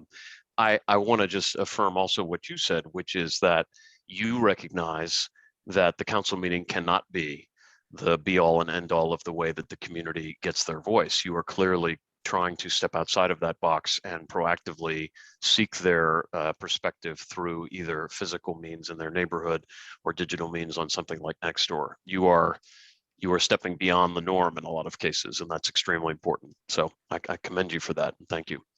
I'm going to go back to the slide deck for just a moment because I want to introduce a concept of thinking about who stakeholders are. And the reason I do this is because I think sometimes we get very caught up in thinking about stakeholders in sort of formal ways. We assume that someone needs to be part of some organization or have some leadership position that is elected or appointed or somehow otherwise recognized. From where I'm sitting, anyone with a vested interest in whatever the project may be or the policy is a stakeholder, and those affected by a decision should be able to affect that decision, even during a pandemic, even remotely or virtually, even when it feels like there isn't enough time to engage, and even when it may not seem like it's that big of a deal. These graphics that I'm showing you on the screen here are ones that I've used in both professional and academic settings. They're taken from a couple of scholars in the facilitation space, as well as the website Smartsheet. And what they're trying to show you is that there is no one size fits all for how to engage stakeholders. And I know that there are some people who, when they expressed what they wanted to glean from the workshop, talked about the specific aspect of tailoring engagement to different populations. So for instance, if you look at this grid on the left, you'll notice that as you move from bottom to top, you get stakeholders who are more interested. And as you move from left to right, you get stakeholders with more influence. So for those who have high influence and low interest, the bottom right-hand corner, you want to make sure you are attuned to whatever their needs may be, but you may not need to be as involved with them on a regular basis with frequent touch points. For those who are not that interested or influential, you might only need to have minimal contact, whether it be an email list or occasional media releases and so forth. When you have folks with tremendous amounts of interest and maybe limited influence for whatever reason, you need to do all that you possibly can to keep them looped in on every aspect of the process. And I suspect that for Dr. Green, as it related to her pursuit of the facilities master plan and the referendum, that was extremely critical. As a school parent, I can tell you that I'm a lot less likely to vote on something affecting my children's school if I don't know what it's about. And I'm busy. And so I need to hear about it from you in more than one way on more than one occasion to feel completely informed about it. And you're talking to someone who identifies as a news geek and who reads multiple news outlets or consumes multiple forms of news media. But that doesn't mean I'm going to catch everything that you're trying for me to grasp when I get to the ballot box. It's those high interest and high influence stakeholders who we really need to be thinking about how best to manage most thoroughly. That's the theory behind this stakeholder map. And there are some other concepts that I think are critically important, including looking to find who those unrepresented perspectives are. Who is not in this conversation that has to be? If we're having a conversation about, for example, the future of our Parks and Recreation Department, are people who play basketball in a youth league in this conversation? Are seniors who come to classes at the rec center part of the conversation? Are instructors who offer classes at our facilities, are they part of the conversation? Are people who live in close proximity to our facilities part of the conversation? We also, I think, as Sam Kainer puts in his book, need to think about the needs of what he calls the troublemakers. And I think he says that with his tongue in his cheek, because as John Lewis, Congressman John Lewis would say, there's such a thing as good trouble. And this is the kind of trouble that I think we're talking about. But nevertheless, there are people in our community and in all communities who have a level of influence to get people mobilized either to oppose or to support a particular course of action. And I know when it comes to the school renaming discussion, there have been several groups who have continued to try to mobilize the community around a particular course of action that Superintendent Green has had to contend with. And so figuring out how to include their needs and be a part of an inclusive, open, and transparent process is extremely important. And so this is just a little bit of deeper dive on the whole idea of stakeholder analysis and stakeholder mapping. And it really comes down to a robust brainstorm with your team as to who all might be affected by your project, and then also what kind of stake might they have, and furthermore, how can we reach them? So for instance, if we want to reach users of parks and recreation facilities, what's our best chance? Maybe it's waiting for them as they come in or out of an event, an activity, or just in and out of the facility. Maybe it's a QR code, one of those barcodes we've seen that is on the door of the rec center that they can scan as they walk in or out to take a survey. Maybe it's a focus group to which they're invited with refreshments at the center before or after the activity they're going to attend. So beyond just knowing who the stakeholders are, we've got to figure out how we're going to reach them with information and how we're going to reach them with engagement. And that takes very careful project by project analysis.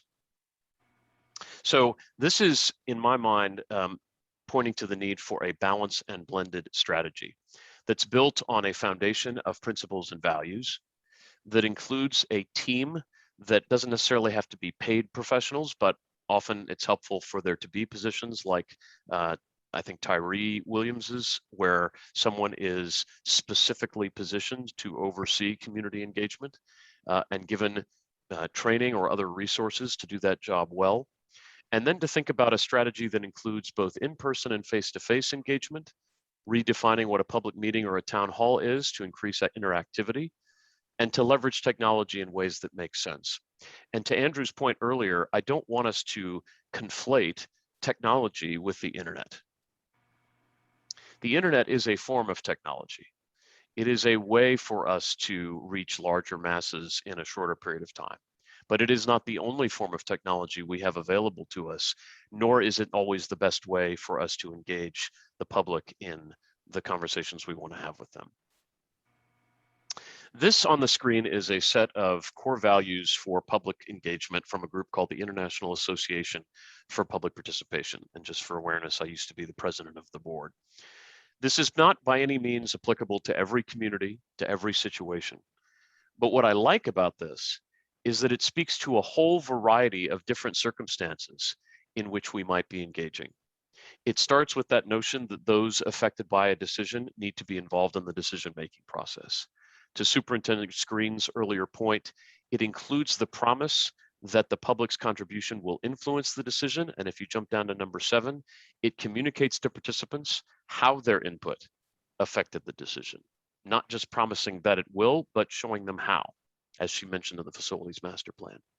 It promotes sustainable decision by recognizing and communicating the needs of all participants, including those decision makers like our council members, our superintendent, and others. It seeks out and facilitates the involvement of those potentially affected, not waiting for them to come to us. It asks them how they want to participate. Do they want a visit from a member of the team at their doorstep? Do they want to come to an event at their child's school? Do they prefer to communicate via text message or online? It gives them the information they need to participate meaningfully, meaning that we eliminate jargon and acronyms and explain things to people in plain English, so that they understand what's at stake and what we're asking. And then, as I said, it communicates to participants how their input affected the decision that we ultimately made. I'm going to pause on this slide and ask for your reactions to this.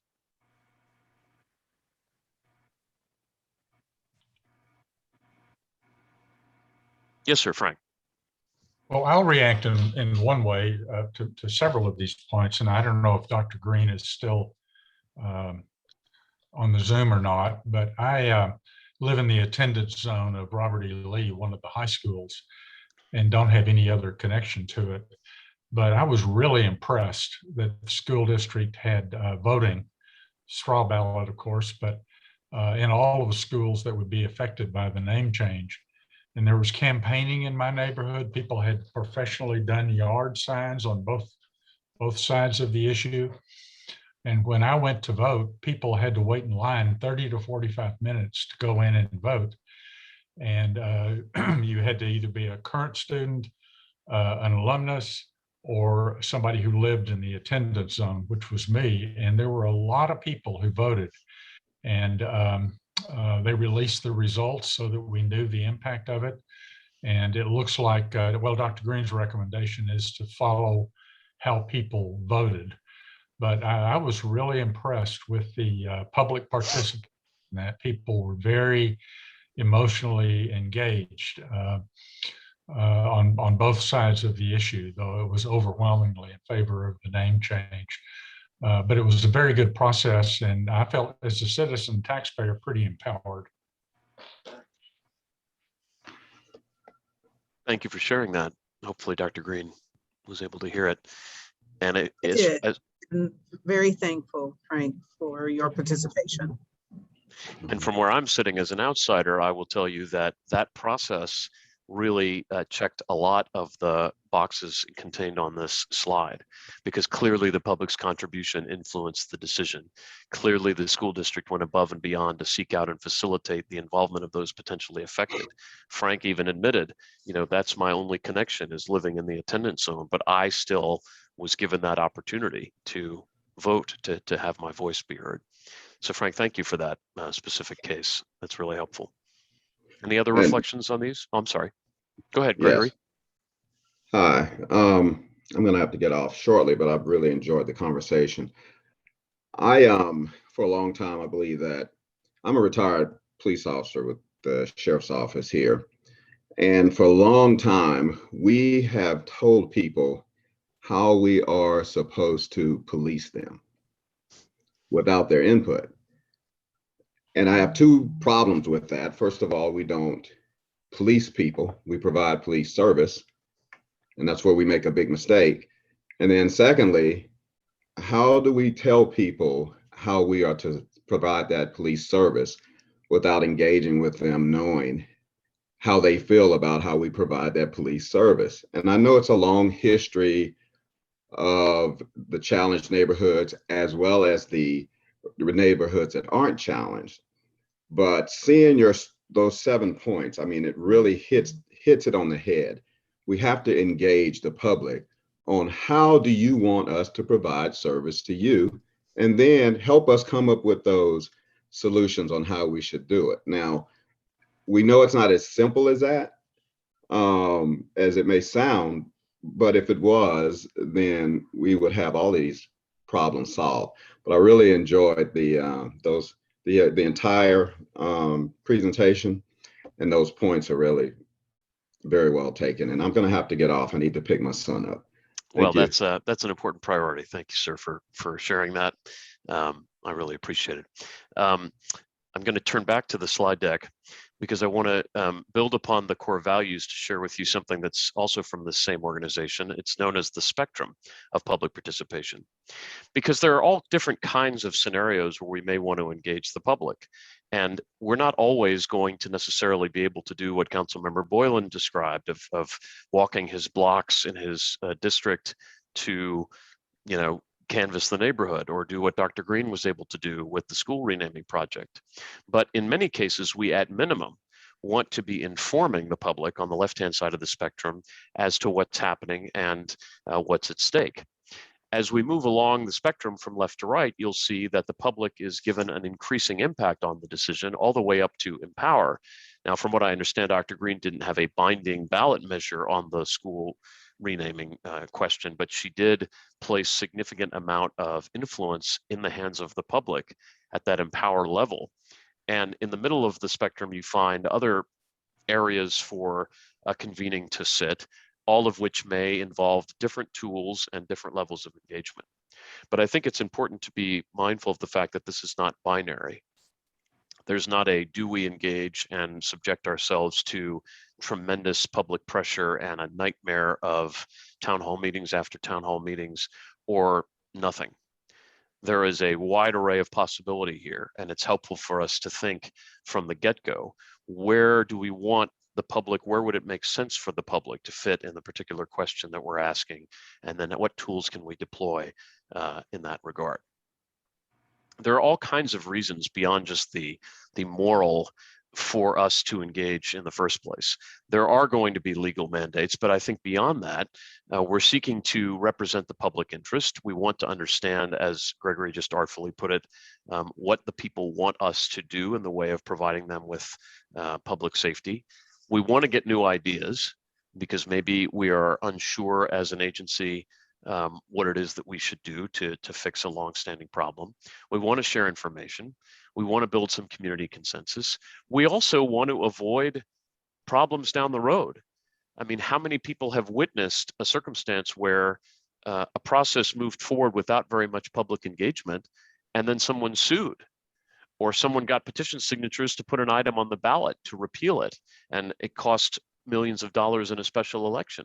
Or someone got a recall election started for a particular set of elected officials who voted a certain way, or stood in the street and cost a lot of police overtime to manage unrest over the way something was decided. We also might be wanting to produce greater support for difficult decisions like tax increases or school closures or those kinds of things. And we, at the very end of the day, want to be building relationships, social capital, and trust, as Andrew so artfully pointed out when he was here. So now I'm going to introduce you, before we take one additional break, to a little bit of a toolkit. And this toolkit is composed of things that I have personally used, as well as a couple of other best practices that I am aware of from other agencies around the country. So from the left-hand side, you can see that we do have certain, what I'll call traditional methods of engaging with people face-to-face. We have public meetings for the city council, for the school board, for the county commissioners. We have canvassing, similar to what Councilmember Boylan described, where we walk neighborhoods, we go to people's homes, and we talk to them. We have public hearings where we give people 3 minutes at the microphone. In the last, I would say, 25 to 30 years, the way we've engaged in face-to-face settings has really evolved. We're now seeing a lot more of what I'm going to call public workshops. We're seeing pop-up stations where people in places they're likely to frequent, like shopping areas or community events, are given a chance to engage by just passing by and giving their input. We're assembling task forces or advisory groups that will work to find consensus based on a broad array of interests represented around the table, given the chance to work on something in depth. And we've seen people be trained as volunteer facilitators to expand the reach that a city government or a school board or another agency has to both get the word out about something, but also to hear more from more aspects of the community than we could hear if we did all the public meetings ourselves. And then we look at remote and virtual options, everything from local, using inserts into the local newspaper, to paper surveys distributed at public facilities, to meetings that are televised, where text messaging is possible, to using a voicemail box or a telephone town hall, to discussion forums that are carefully moderated online, to text chats, and to virtual reality and artificial intelligence. So I'm going to give you a little bit more detail on these things, and then I'll pause for a break before we do the last part of our workshop. Tell me what you see as you look at the picture here on this slide.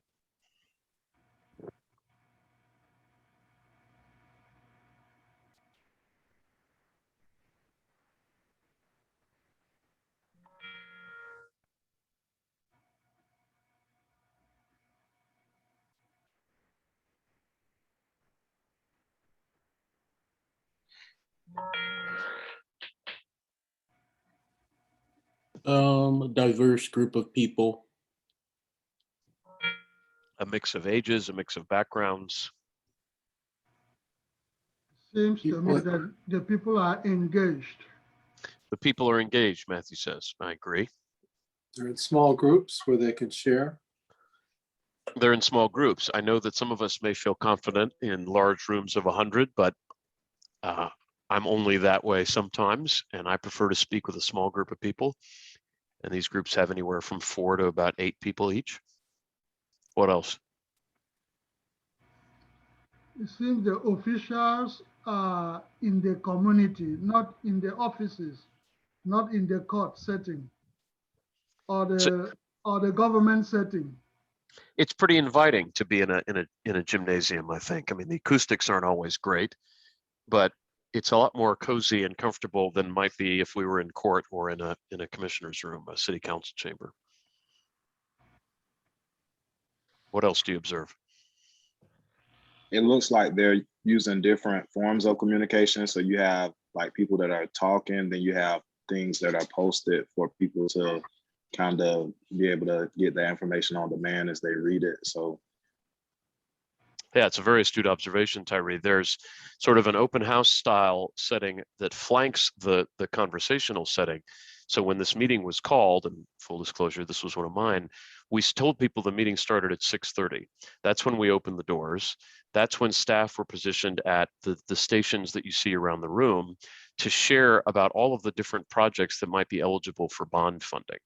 So it was a chance for the community to kind of get up to speed on the different infrastructure projects that they could support when they eventually sat down and played sort of a game of deciding how to allocate $400 million out of a need of about $1.5 billion. It's a little hard to make out, but at each of the tables there was a game board and there was $400 million in money. And each table had a facilitator, and they were walked through a discussion where they ultimately decided as a group how to make the difficult decisions that the city would ultimately make. So there were opportunities if people just wanted to drop in and put a sticker or a vote of support by a particular project, but there were also opportunities to have a more in-depth discussion with the folks at the city who could best answer their questions. Now, if this had just been a fun exercise, that might have been fine, but in actual fact, this event and the other events like it had a set of results that were carefully captured and aggregated together. And then what the public eventually saw that November was an exact replication of what came out of these community sessions. They were voting on the thing that they themselves wanted and told the city they wanted to vote on. And then they approved them. And Tyree said it well, not everybody wants to sit around and talk.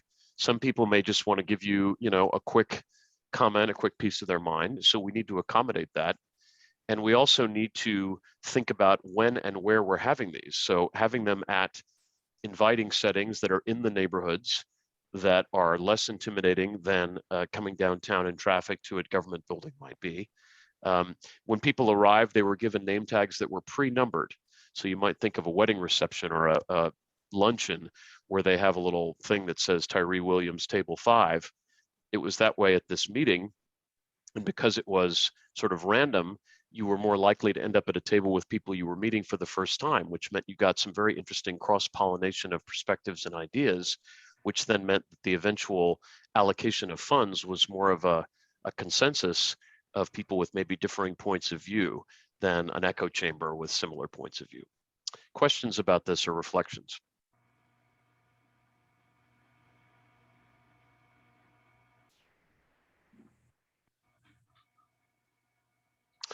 We've also heard a lot today about the whole notion of going where the public is, of not assuming that they will come to us. And in that spirit, you're looking at a picture of what we call Speak Week, but you can call it anything you like. The idea of it is to take some sort of eye-catching, visually appealing exercise and bring it to a place where people are already going to be. This particular picture was taken at a cultural festival. And what you're looking at me pointing to is a board made up of magnets representing different modes of transportation.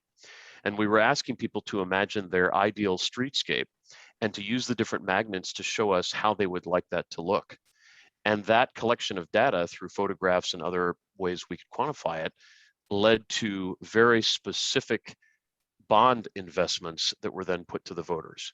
So it may seem like a game, and to children of that age in that picture, it probably did feel like a game, but it was a game with a purpose. And it didn't require them to read a pamphlet. It didn't require them to spend time away from their parents or away from their activities. They just got a chance to walk up, see a friendly face, and give some input by sliding magnets around. But as a result, their voices were heard in ways that never would have been if they had been restricted to, say, a public hearing or something similar to that, or even a ballot measure for that matter. Then there's this idea of mobilizing volunteers. We started a program in which we partnered with the city, the school district, and the transit authority and leadership Austin, and built something called Conversation Corps. We trained over 150 members of the community to be facilitators. We gave them conversation guides on topics that were relevant to any public agency. It can include the healthcare district, it can include the county, it could include the state if they'd wanted. And then the volunteers would choose a location. It could be a cafe, it could be a theater space, it could be a rec center, anywhere that they themselves happen to frequent. And they would either catch people who happen to be there or invite people from that neighborhood or that destination to sit down in casual conversation, but again, with a purpose.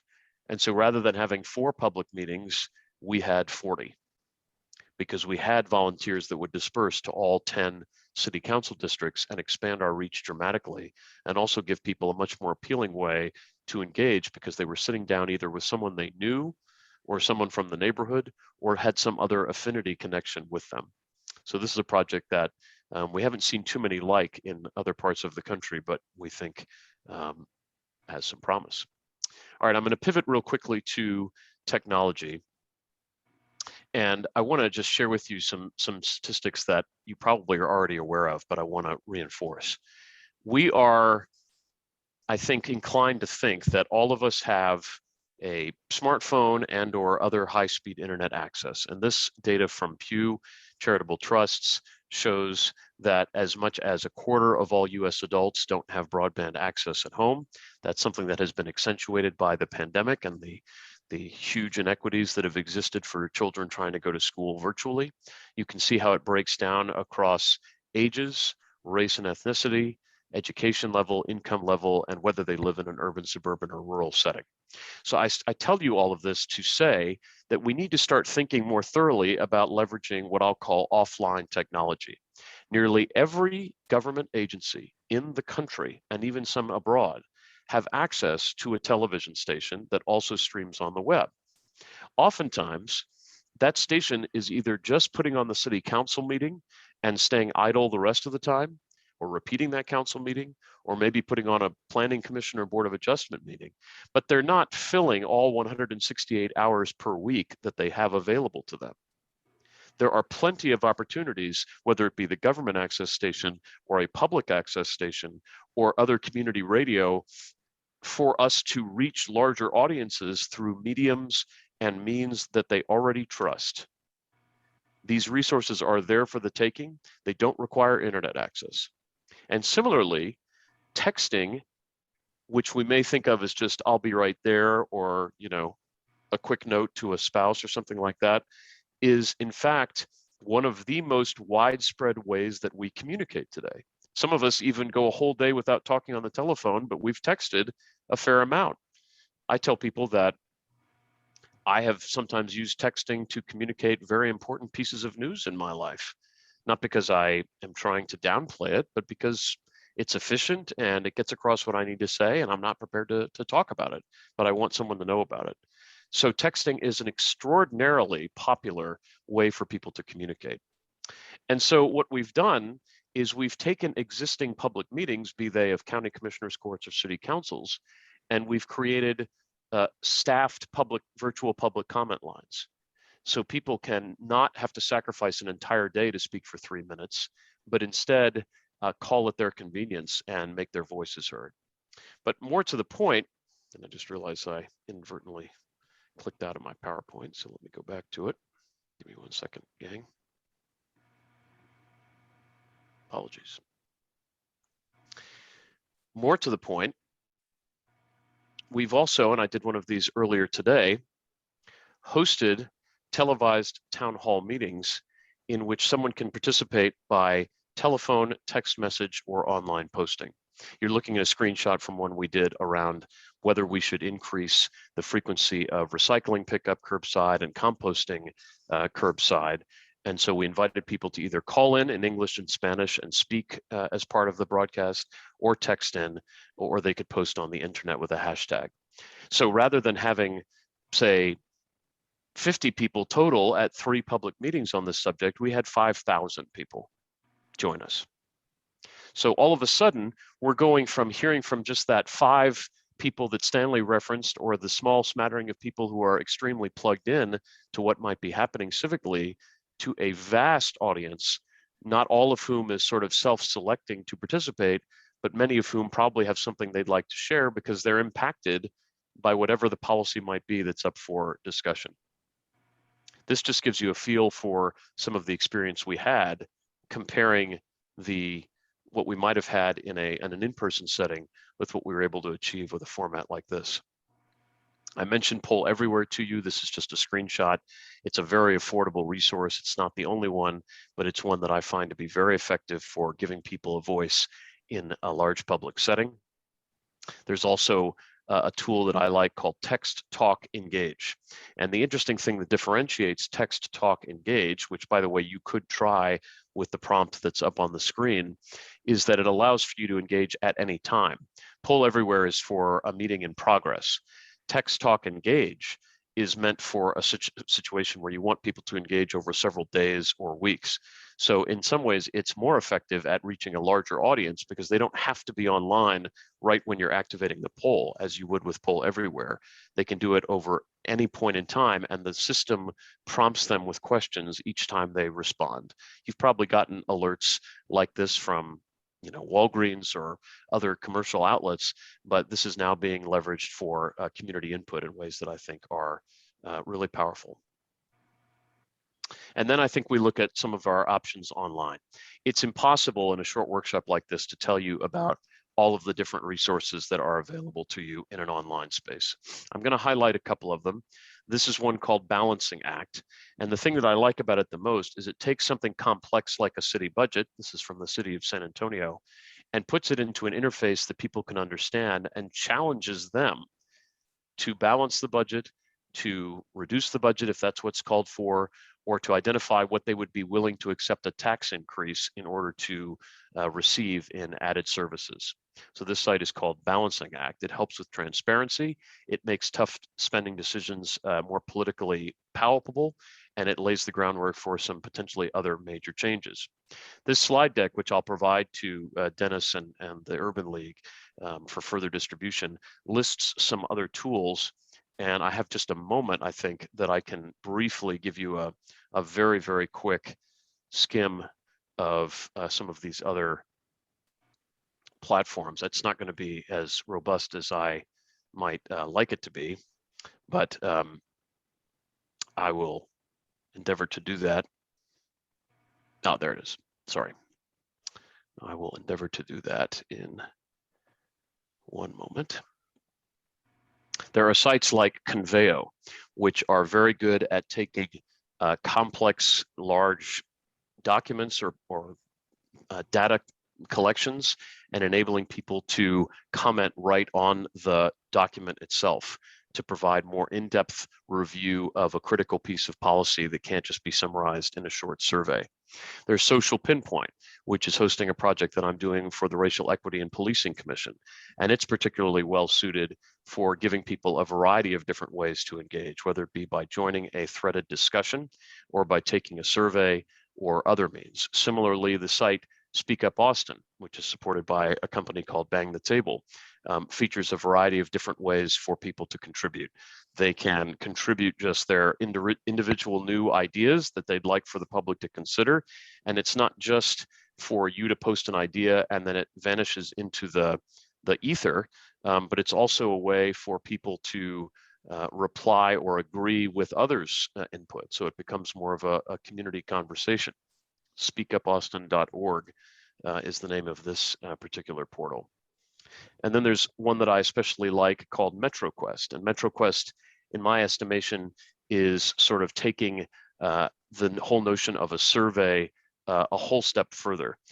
It is giving people a multimedia experience and a number of different question types that are not usually available when you are taking just a Survey Monkey or a Qualtrics survey. And so this one in particular, I'm just showing you one of their demos here, lets you not just pick A, B, C, D, or E, but actually rank different priorities that you might have. So for example, if you see here, it's kind of like a book. You go over here to priorities and you can order the priorities that you have and learn more about them and comment on them. And then you can go to a map of the area that you're trying to evaluate and drop a marker onto a particular location and tell us what specifically you want to happen at a particular location. So we're not just getting generalized input, we're also getting very specific geographic input that will allow for a much more robust collection of input than we might otherwise get. Just for clarity, I'm not getting any kind of kickback from any of these companies. There's no fiduciary relationship. These are just sites that I've either used directly or am very fond of. And again, I will furnish the entire list to you all in the form of a PowerPoint. I'm going to pause here. I know that there might be questions that folks want to ask. And so rather than holding you right now, I'm going to ask you to step away and reflect for a short while. I've got 3:40. We're going to come back at 3:55 and we'll be able to take some questions and then also engage in one last exercise before we break for the day. So we'll be back in 15 minutes.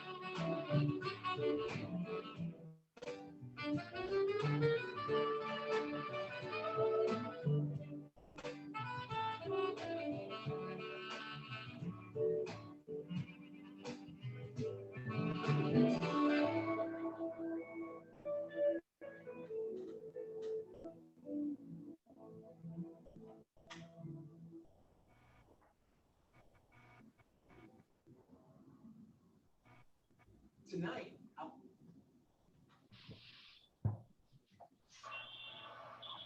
Many of kidnapping and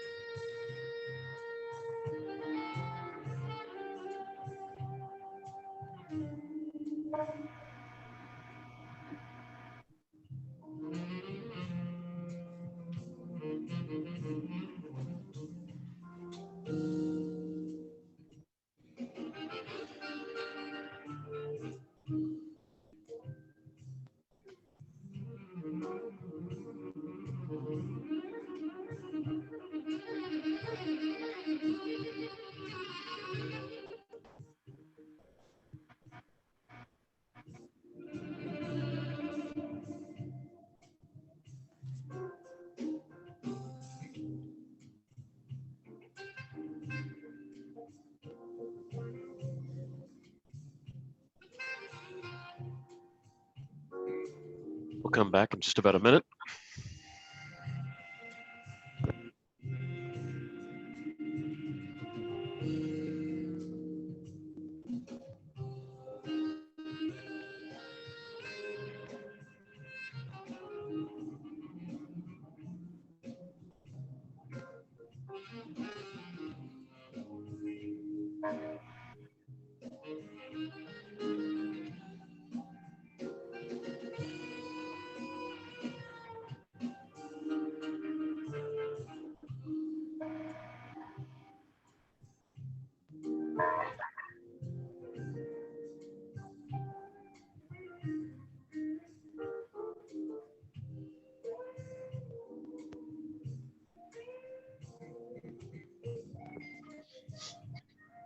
Welcome back, everybody.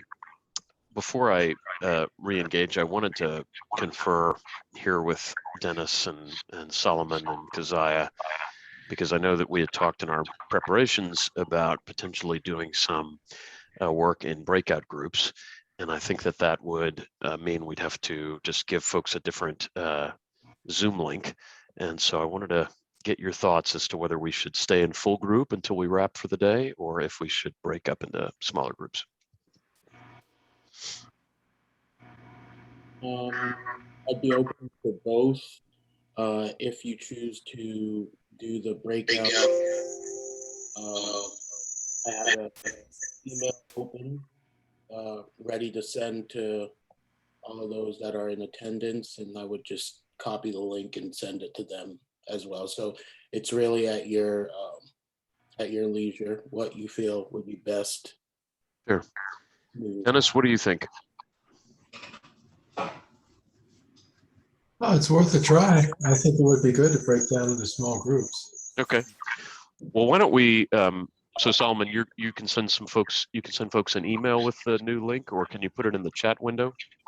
So if you're able to put in the Zoom link in the chat. You're talking about my Zoom link? Yes. That I gave you. Oh, perfect. If you can do that, then I can. Then I will copy and paste that into this email and have it sent to everybody right now. Great. So what I'm just going to ask everybody to do is look in the chat window at the link that we're pasting there. And you will just click over, join that meeting, leave this one, and we'll conclude our work together in that other Zoom room. So it should be there in the chat, but also it'll come via email to you from Solomon. And we'll hopefully see you guys over there in just a few minutes.